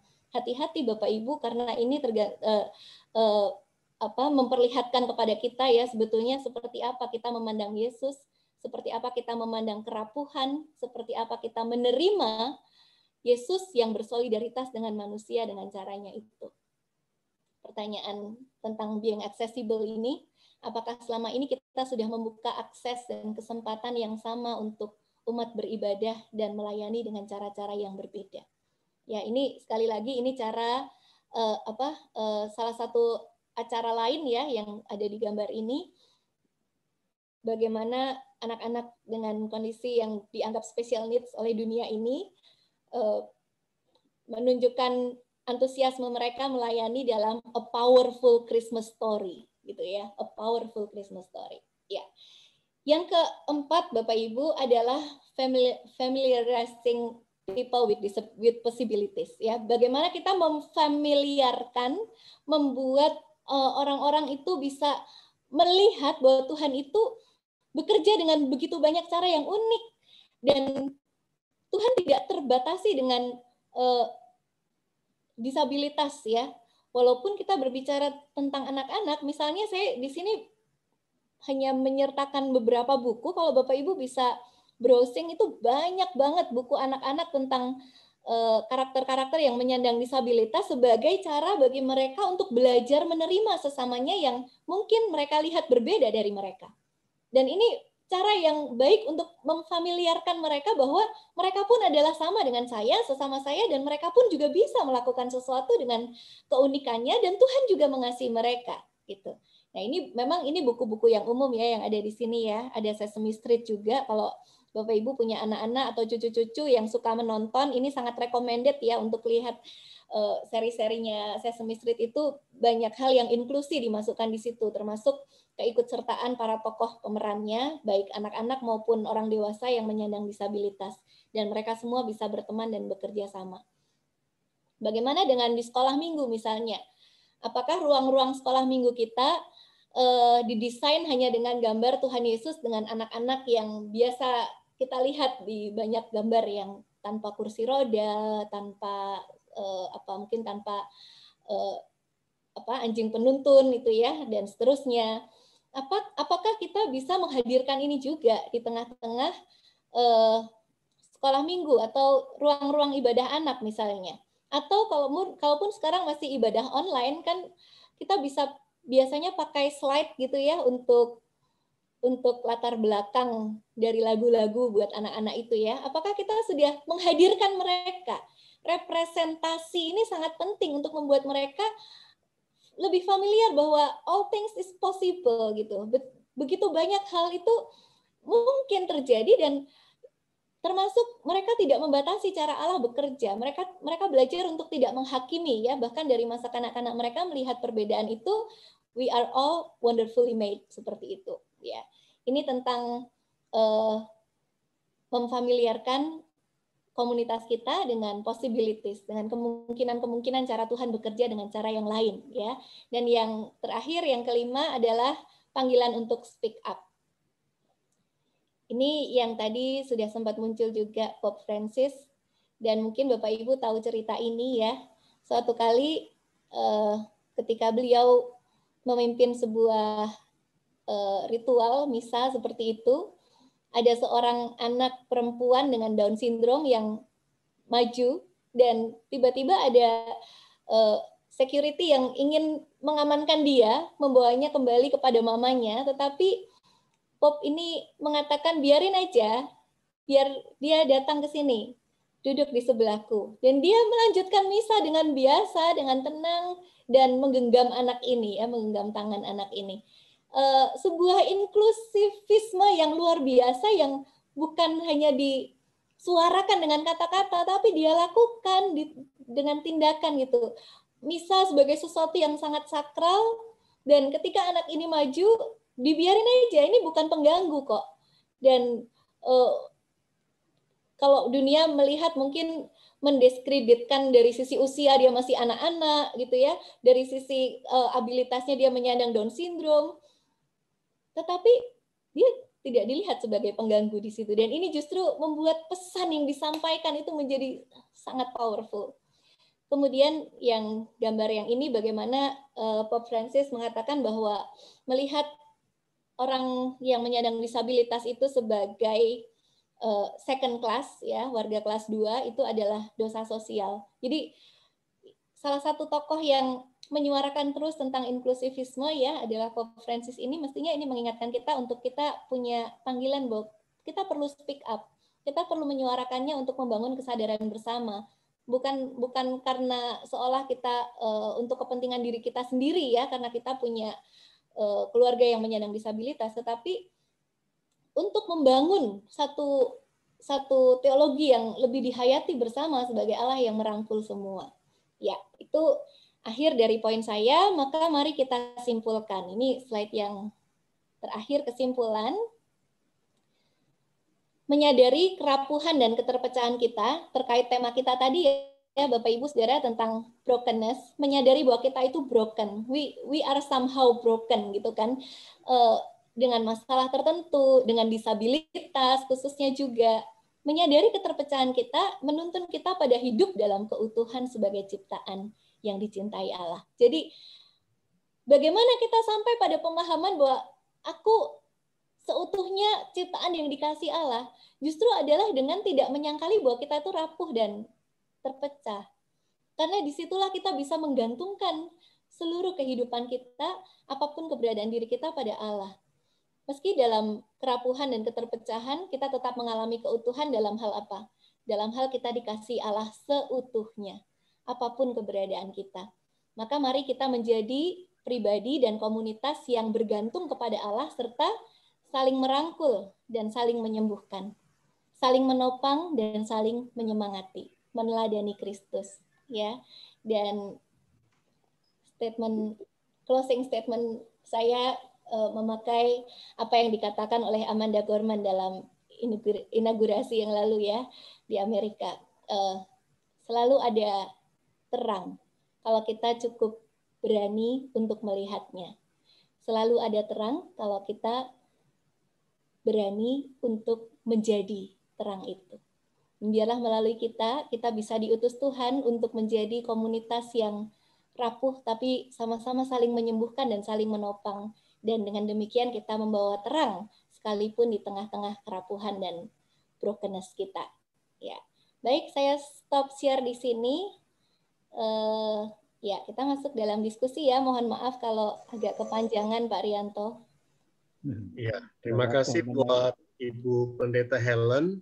Kita beri emoji reaction di bawah dulu nih, menyemangati acara kita. Nah, seperti ini. Yuk, kasih tanda. Emoji reaction. Nah, ya. Masih semangat ya, Bapak Ibu. Ya, mungkin mohon izin Pak Rianto ada sedikit sharing tentang pelayanan praktis tentang disabilitas dari teman-teman GKI Nudir dari kegiatan Blessing Community dari Ibu Ella Topano. Mungkin Ibu Ella bisa sharing 5 menit pelayanan praktis tentang disabilitas dari Blessing Community di GKI Nurdin ya Bu ya. Selamat malam Ibu Bapak sekalian. Blessing Community sendiri memang adalah komunitas anak-anak berkebutuhan khusus yang saya dan saudara saya bentuk, tapi tidak berbasis dari gereja mana gitu Pak. Jadi memang itu umum, karena kami berdua adalah guru-guru anak berkebutuhan khusus yang memang sudah berkecimpung lama, lalu kami keluar dari satu instansi, lalu kami memikirkan ada beberapa anak kami yang sudah besar-besar, khususnya kami fokus ke situ, apa yang mereka bisa lakukan saat mereka sudah besar dan mereka tidak lagi kuliah. Ada kan tempat kuliah yang ada tempat kuliah yang menyediakan menerima anak-anak berkebutuhan khusus. Tapi sesudah selesainya, orang tua akan kembali bingung. Anak-anak ini bagaimana? Karena di Indonesia, maaf saya belum buka. Karena di Indonesia atau di Jakarta, khususnya anak-anak di Jakarta, belum banyak tempat yang bisa membuka lapangan kerja bagi mereka. Akhirnya kami mencoba membuat, baru berjalan 2 tahun sih Ibu Bapak, baru berjalan 2 tahun, dengan kami memakai kegiatan memasak dan juga bermain musik ensemble. Memasak sebelum pandemi, anak-anak berjualan. Mungkin Om David pernah menawarkan kepada Ibu Bapak ya, ada nugget, ada apa saya udah lupa kan udah 2 tahun. Ya ada, mereka berjualan. Jadi hasil dari mereka itu mereka bisa punya uang sendiri. Walaupun memang nggak besar Ibu Bapak. Lalu di tahun pertama selain memasak mereka berjualan, mereka mengadakan konser Hari Ibu. Dan hasil penjualan tiket itu mereka dapat bagiannya. Dan beberapa pengunjung atau beberapa orang-orang yang menonton melihat bahwa anak-anak itu walaupun ibu bapaknya bisa mencukupi, tapi anak-anak itu punya raut wajah yang berbeda saat mereka menerima amplop sendiri. Mereka punya kebanggaan bisa menghasilkan. Jadi itulah kerinduan saya dengan saudara saya gitu. Maka kami bentuk Blessing Community. Dan puji Tuhan kemarin kami juga membuat konser charity konser untuk beberapa gereja dan lewat ensemble. Itu sih Pak, kami baru 2 tahun dan puji Tuhan walaupun anaknya sedikit, termasuk anaknya Om David Wijaya, tapi mereka semangat. Dan visi misi kita sekarang ini karena masak memang susah buat mereka untuk online, maka yang masih dilakukan di community, masih dilakukan di Blessing Community adalah musik. Dan saat ini yang kami targetkan adalah mereka bisa melayani di persekutuan-persekutuan. Karena saya aktif di GKI Nurdin, puji Tuhan beberapa komisi di GKI Nurdin mempersilakan saya untuk mengajak mereka menjadi bagian dalam ibadah persekutuan. Salah satunya adalah komisi dewasa di hari Kamis. Itu Pak. Baik, makasih Bu Ella Ya. untuk berkat sharingnya. Bapak Ibu diberi kesempatan untuk sesi tanya jawab. Mungkin teman-teman dari tim buku bisa melihat raise hand di samping nama ya. Silakan kalau mau bertanya diberikan kesempatan 3 penanya terlebih dahulu. Ini sampai jam berapa ya Pak Rianto? Jam 11 ya? Soalnya menarik nih Bu Ellen nih. Jam 9 ini Mbak. Jam Ini 9. ada pertanyaan melalui chat ini Bu. Bu Ellen, yang pertama dari Pak Yosan. Baik. Langsung aja ya. Mau tanya, bisa kasih tips persiapan melayani anak kebutuhan khusus di lingkup sekolah minggu? Apa saja hal-hal mendasar yang perlu disiapkan para guru sekolah minggu dan permateri? Jadi Pak Yosan. Terima kasih Pak Yosan Simanjuntak ya. Terus terang kalau saya aplikasi pengajaran untuk ke sekolah minggu itu lebih kepada pendekatan inklusi ya Pak. Jadi kalau di ilmu pendidikan itu ada istilah least restrictive environment, lingkungan yang paling sedikit menghambat untuk seorang anak bisa bertumbuh dan berkembang gitu ya, disingkat LRI. Nah, kita mesti cari anak itu LRI-nya di mana, misalnya yang berkebutuhan khusus itu ya, apakah dia bisa dimasukkan dalam diikut sertakan dalam kelompok sekolah minggu reguler gitu ya, sebisa mungkin itu menjadi hal yang baik buat dia. Tetapi ada juga anak-anak dengan kebutuhan khusus yang cukup profound begitu ya, yang ketika dimasukkan atau diikutkan dalam kelas reguler itu justru merasa sangat anxious, sangat begitu nggak nyaman gitu. Maka sepertinya bukan itu LRI-nya seperti itu ya. Jadi berdasarkan LRI sebisa mungkin anak itu kita ikut sertakan dalam ibadah bersama-sama dengan kelas reguler. Kemudian yang dipersiapkan apa? Yang dipersiapkan adalah bagaimana pemateri atau guru sekolah minggunya yang pertama mengetahui apa kebutuhan-kebutuhan khusus yang ada di anak di kelasnya. Setidaknya itu dulu. Ketika mengetahui kebutuhan khusus yang ada, maka kita bisa persiapkan alat-alat peraga yang mendukung. Misalnya, kalau kita mendalami anak-anak yang menyandang autisme misalnya, itu ada ilmunya sendiri. Bagaimana warna-warna itu tidak boleh terlalu menyolok dan sebagainya gitu ya. Itu perlu diketahui juga oleh guru-guru yang mungkin ada anak yang menyandang autisme di kelas itu seperti itu. Tapi kalau secara umum mau misalnya karena mungkin masih online dipakai satu event untuk semua kelas bersama-sama misalnya gitu ya, maka yang paling sederhana adalah bagaimana membuat materi itu bisa diakses oleh sebanyak mungkin cara. Misalnya cerita domba yang hilang gitu ya. Kalau kita membayangkan cerita ini cerita yang biasa saja, kita bisa hanya menghitung 99 ada di kandang, 1 dicari gitu ya. 99 tambah 1 100 seperti itu. Tetapi bagaimana mengakses itu dengan begitu banyak cara? Misalnya kalau misalnya ini sebuah pertemuan on-site ya, mungkin kita bisa menghadirkan benda-benda untuk dipegang ya, dengan ditempeli kapas atau apa. Itu akses yang secara taktual, sensori itu bisa dilakukan. Atau mungkin dengan bunyi-bunyian. Ada bunyi jauh, ada bunyi dekat, mendengar suara seekor domba mengembek gitu ya, jauh maupun dekat. Lalu mungkin bisa dengan bunyi-bunyian yang lain, dengan kayu, dengan lonceng kecil atau kelintingan begitu ya, itu bisa membuat anak ini lebih fokus dan bisa mengakses masuk ke dalam cerita seperti itu.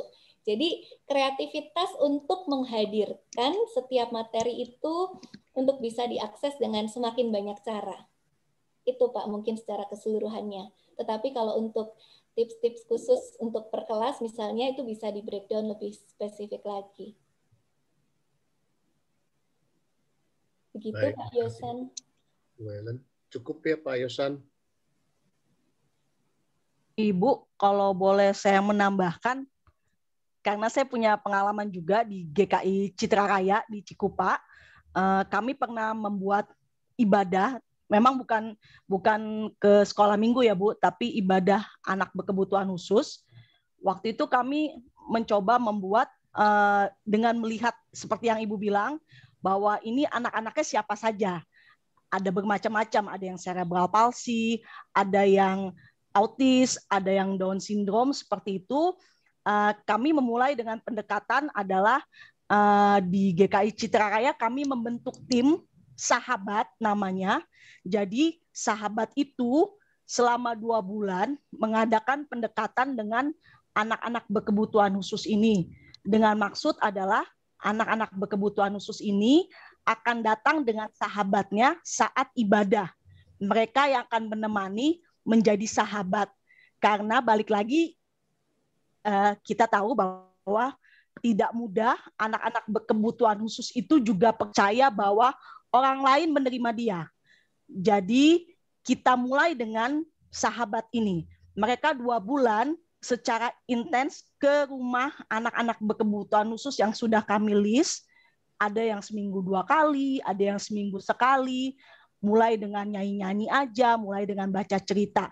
Nah dari situ kami mulai menentukan ibadahnya. Seperti yang Ibu bilang, kami melihat bahwa anak-anak yang kami miliki ini punya kebutuhan apa. Tentunya semuanya menjadi catatan. Misalkan multimedianya, kita nggak mungkin pakai seperti kita yang di atas itu. Karena kita saja lehernya kesakitan, apalagi anak-anak. Dan matanya tidak sejajar dengan mata anak-anak. Mata kita aja sampai ke atas-atas. Itu sebenarnya udah menyulitkan dan melihat sesuatu. Lalu juga dengan soundnya Bu ya, kan ada beberapa anak yang hiper kan, bisa menerima sound yang keras. Jadi kami harus memperhatikan itu. Dan terutama juga dengan lagu-lagu. Kalau lagu-lagu yang terlalu energik juga akan membuat anak-anak yang hiperaktif akan tambah hiper. Lalu juga kami memperhatikan seperti yang Ibu bilang, saat kita bicara tentang matahari, kita nggak bisa hanya bilang matahari itu kuning, matahari itu bersinar terang. Jadi kita buat alat peraga sedetil mungkin untuk anak-anak itu memang bisa meraba, bisa merasakan. Jadi taktil mereka pun main, sehingga bukan hanya dari segi kognitifnya saja. Dan juga sharingnya adalah ibadah itu enggak lama. Kami mulai mencoba sekitar 30 menit dan mulai bertahap. Waktu itu kami lakukan sebulan. Jadi di minggu pertama hanya anak-anak berkebutuhan khusus dengan sahabat. Yang kedua, lingkupnya lebih besar lagi. Sampai akhirnya yang terakhir di penutupan adalah anak-anak berkebutuhan khusus dengan anak sekolah minggu di kelas 5 dan kelas 6. Kenapa kami memakai kelas 5 dan kelas 6? Karena mereka sudah dipersiapkan juga oleh guru-guru sekolah minggunya untuk menerima teman-teman dan sahabat mereka yang mereka akan lihat berbeda. Kami juga tidak mau bahwa anak-anak ini tersakiti secara psikologis karena anak-anak yang belum mengerti kita campurkan langsung dengan mereka. Dan akhirnya itu akan menjadi hubungan yang tidak baik. Bukan karena sesuatu hal, tapi kami tidak memberikan pendidikan bagi anak-anak yang mengerti. Jadi anak-anak sekolah minggu itu pun kami cukupkan dulu dengan apa itu teman-teman kalian yang berbeda. Sehingga di minggu terakhir kami bisa amprokin tubuh jadi satu. Dan bersyukur ya waktu itu sih semuanya bisa berjalan dengan baik. Walaupun tidak menutup kemungkinan ya Bu ya, pada saat ibadah ada yang nangis, ada yang tantrum, ada yang segalanya. Tapi semua di dalam ruangan ibadah itu harus sudah belajar menerima. Kami sudah sudah ajarin mereka bahwa anak-anak ini akan bersikap gini, akan bersikap gini. Jadi yang tadi Ibu bilang, kenormalan di dalam ibadah itu harus disingkirkan, bahwa ibadah itu harus diam, harus tenang, nggak bisa. Gitu. Sedikit sharing Bu tentang apa yang saya lakukan bersama gereja. Mantap nih Bu Ella. Indah sekali itu Bu Ella. Iya. Tadi ya apa yang Ibu Ella lakukan untuk kelas 5 dan 6 untuk mempersiapkan itu seperti yang tadi akses yang saya sampaikan tadi, membuka 2 akses itu ya. Jadi di satu sisi anak-anak dipersiapkan dengan sahabatnya ya, anak-anak berkebutuhan khusus dengan sahabatnya, tapi di sisi lain yang mau menerima juga dipersiapkan. Nah, ini fair. Ini sesuatu yang baik gitu.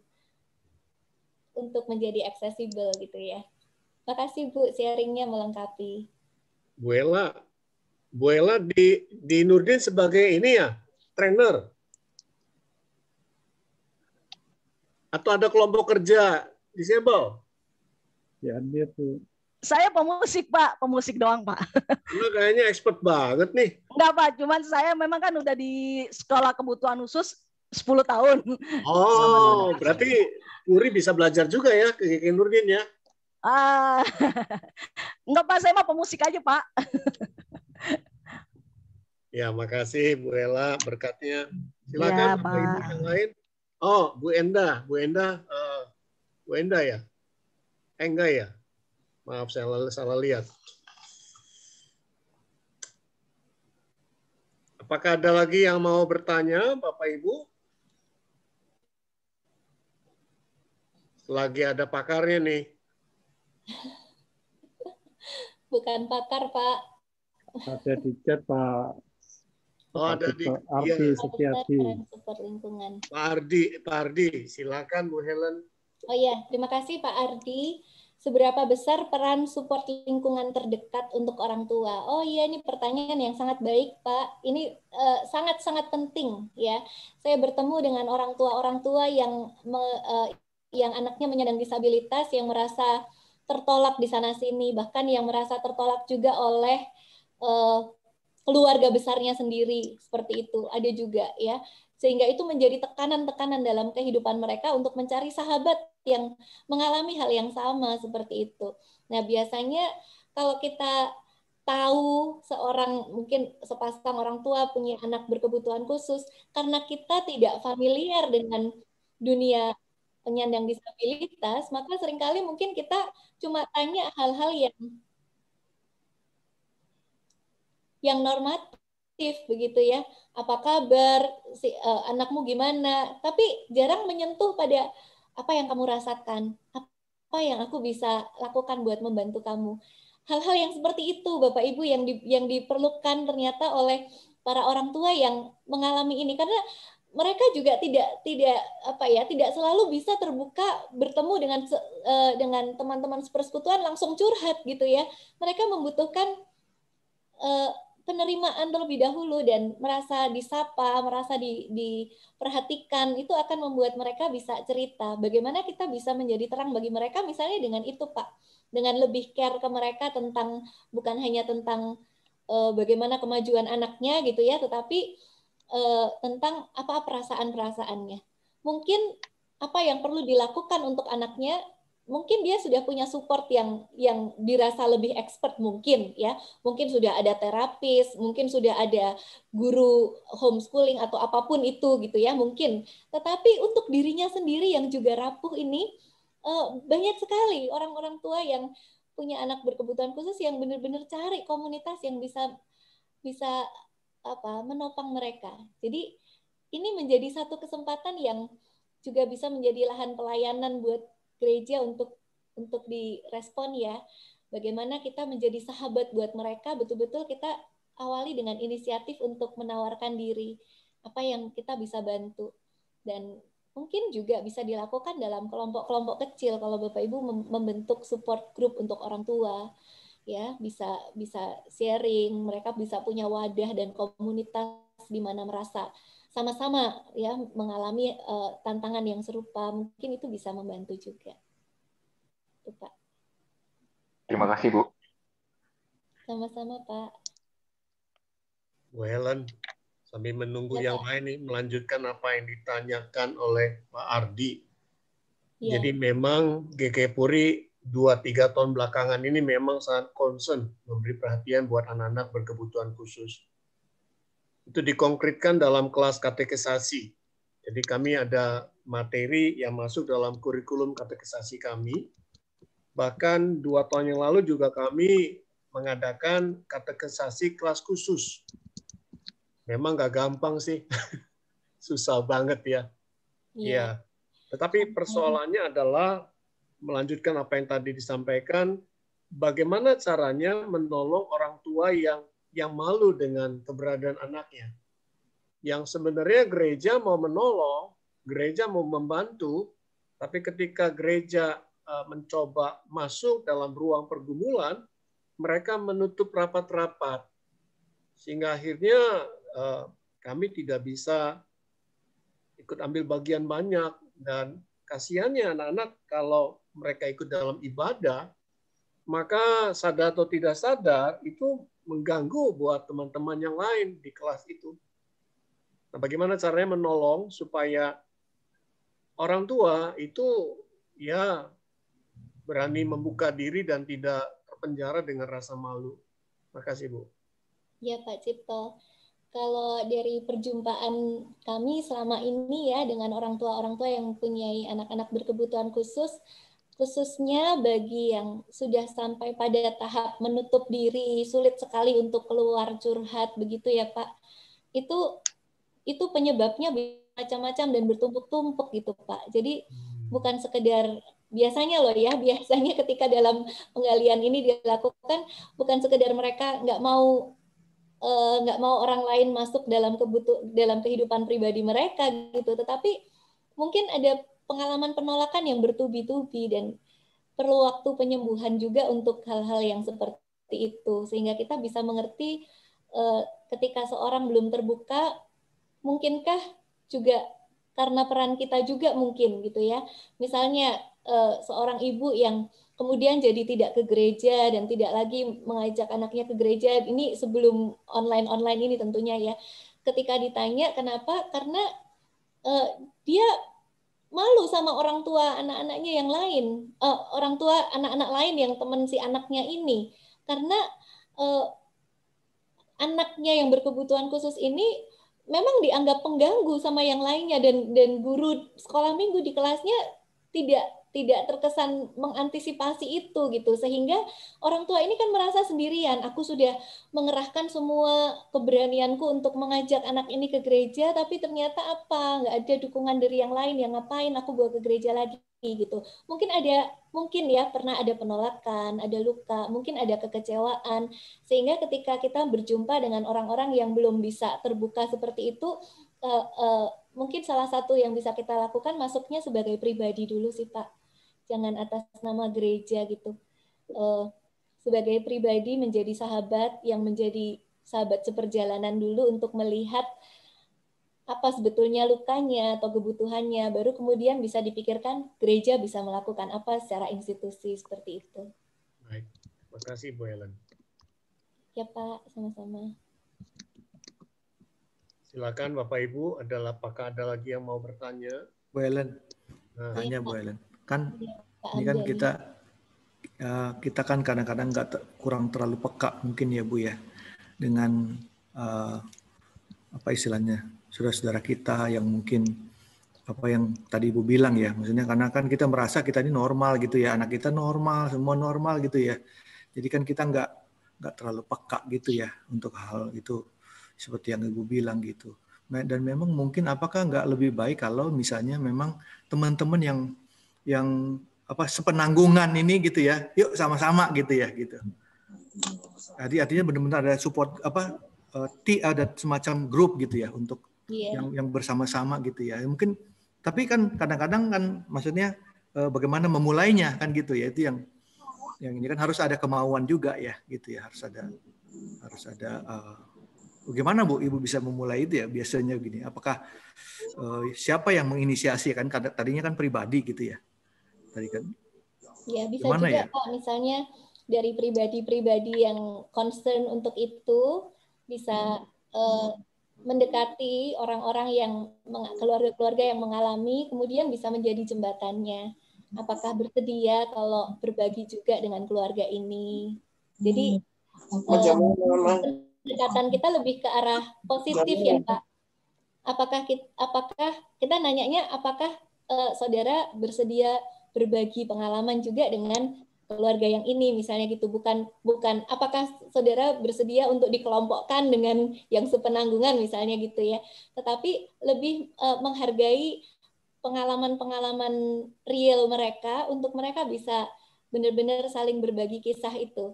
Dan kalau misalnya orang-orang yang atau keluarga-keluarga yang sudah bisa menerima gitu ya Pak, saya juga menjumpai mereka yang nyaman untuk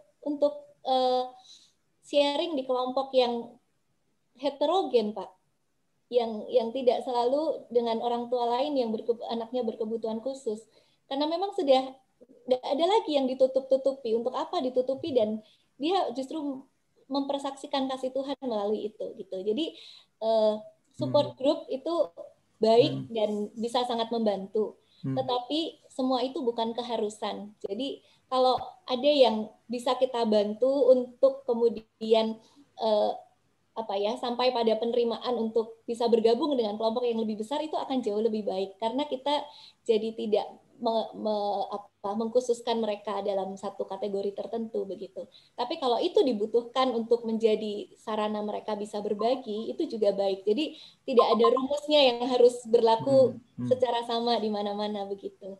Melihat kondisinya. Itu Pak. Iya.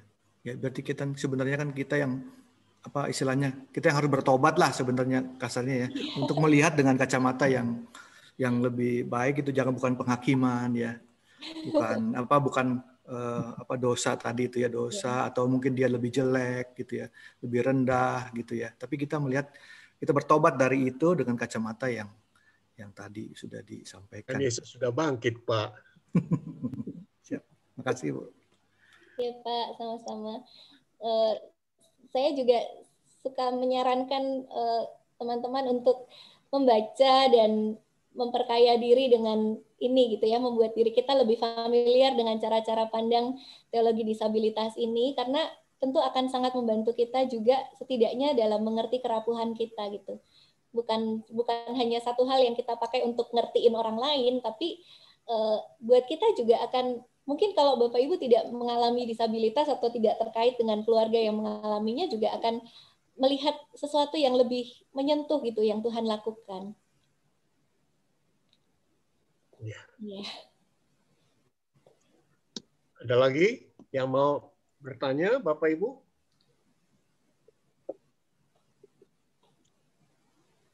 Kalau tidak ada, saya memberikan kesimpulan sedikit nih. Mohon izin Bu Helen. Silakan Pak. Jadi tema yang boleh difasilitasi oleh tim perpustakaan ini menarik, wholeness in brokenness. Kadang-kadang kita tetap brokenness karena kita justru pertama kita diingatkan dan disadarkan. Cara sebutan itu juga pengaruh gitu ya. Jangan kita lupa bahwa sebutan disabilitas itu harus ada kata depan penyandang disabilitas. Lalu yang kedua, utuh maupun pecah itu sebenarnya tergantung dari sudut pandang kita. Dan kita sangat diberkati oleh Ibu Helen, justru dari pengalaman hidupnya, maka mengalami ziarah iman dan menggali lebih jauh, dan dia bisa memenangkan dari sudut pandang, sehingga akhirnya memberkati kita. Lalu yang ketiga, kita juga melihat bahwa utuh atau pecah itu tergantung dari pendekatan apa yang mau kita pakai. Moral, medis, sosial, atau solidaritas. Nah, Bu Helen mengajak kita bahwa pendekatan harus dipakai pendekatan solidaritas, pendekatan persahabatan. Dan yang terakhir, di sini menarik sekali karena saya justru mengutip pendapat yang tadi dipaparkan Bu Helen dari bukunya Nancy Aslan ya.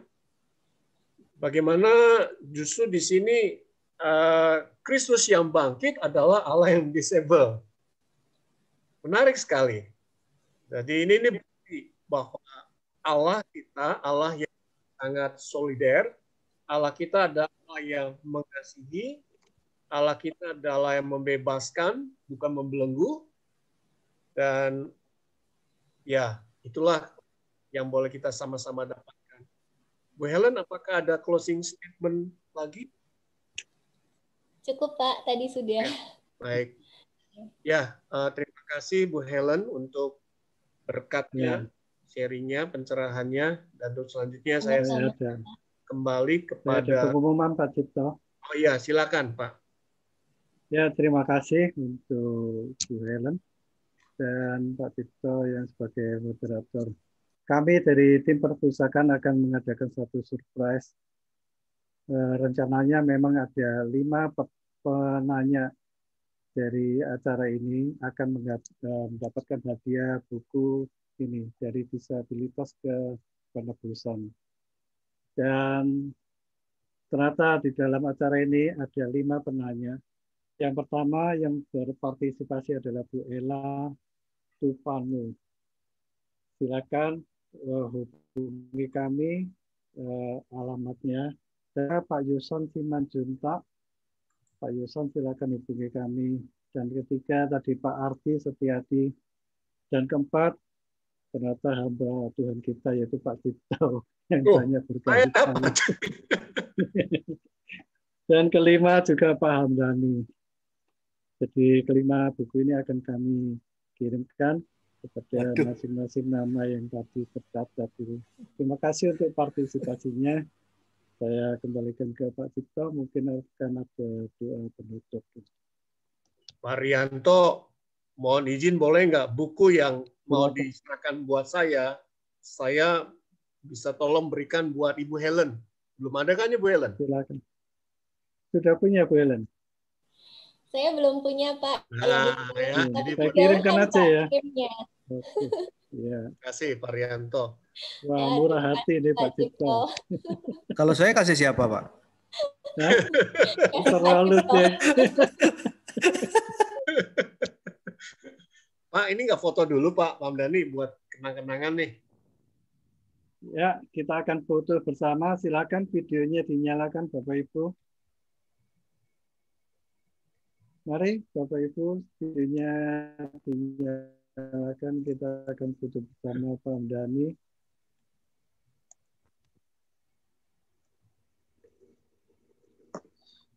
Mari, masih ada videonya. Pak Hamdani silakan.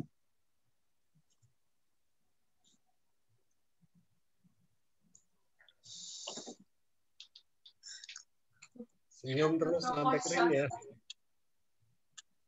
Senyum. Di-mute Pak Hamdani. Masih di-mute Pak Hamdani. Apa ini? Sorry. Jamur. Hah? Apa di-mute dulu dong? Nggak apa-apa. Apa mau di-mute?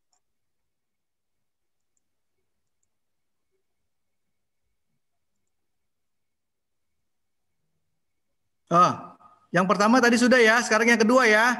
1, 2, 3. Oke, sudah. Sudah semua ya. Oke, terima kasih. Terima kasih Pak Hamdani. Ini yang doa tutup jadi siapa tadi? Pak Hamdani silakan. Hah? Doa tutup saya lagi. Waduh, borong ya. Kalian Pak. Pak Heb. Borong ya.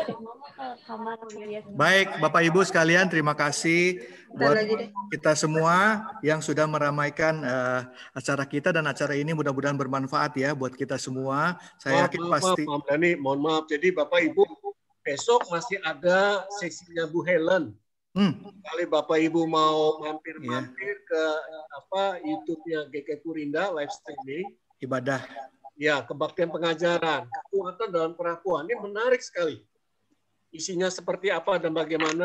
Monggo kalau mau nilik-nilik GK Kuria. Baik, terima kasih. Terima kasih. Ya, kita senang bersharing dan semoga bermanfaat bagi kita semua. Mari kita berdoa menutup acara kita. Bapa di surga, kami bersyukur buat Pendeta Helen yang bisa men-sharingkan teologi disabilitas bersama dengan kami. Biarlah itu membuat kami semua bisa juga lebih memahami dan juga boleh lebih melihat kepada Tuhan. Bagaimana Tuhan sendiri memandang itu. Sehingga kami sebagai anak-anak Tuhan juga bisa berlaku seperti itu. Bahwa ciptaan Tuhan, manusia yang Tuhan ciptakan itu sungguh amat baik adanya. Dan biarlah sebagai umat yang sudah ditebus oleh Tuhan, kami pun bisa bersama-sama Tuhan, bersama yang lain, menjadi terang. Dan juga bisa merangkul. Dan justru di dalam merangkul itulah, kami bisa bersama-sama menjadi saksi Tuhan. Tuhan, jadikanlah kami semua umat Tuhan ini menjadi terang dimanapun kami berada. Justru di dalam kerapuhanlah kami ada keutuhan karena ada Tuhan di situ bersama-sama kami. Terima kasih buat kami semua yang hadir. Tuhan juga berkati untuk Pak Arianto dan teman-teman tim Perpus, juga Pak Cipto yang sudah menjadi moderator. Sekali lagi kami serahkan Pendeta Helan ke dalam tangan Tuhan. Dan sampai besok kami juga akan mendengarkan ibadah bersama dengan beliau. Biarlah Tuhan memberikan hikmat. Di dalam nama Tuhan Yesus kami berdoa dan mengucap syukur untuk berkat Tuhan. Amin. Amin. Terima kasih. Terima kasih Bu Helen. Terima kasih Bu Helen. Terima kasih Bu Helen. Semuanya. Arianto dan tim. Terima kasih semua. Terima kasih semua. Iya. Terima kasih.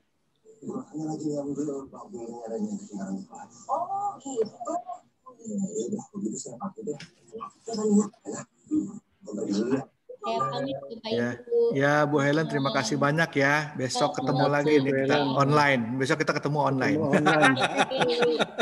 Selamat beristirahat. Iya, selamat beristirahat. Ya. Saya mau lanjut mainan Terima kasih Bu Eli. Oke. Oh, ada Bu Eli, terima kasih. Ada Bu, siapa lagi? Iya, makasih. Ada Bu Lia Galeri. Bu Eli, terima kasih. Ada Pak Okta Harfianto, terima kasih. Pak Okta, Pak Clemens, ada Bu Irma ya. Tadi nggak sempat disebut. Selamat malam. Ini kita saking serunya nih udah jam 9 ya. Sesuai rencana.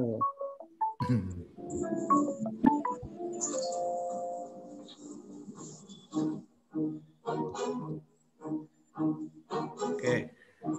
Papa kecelakaan.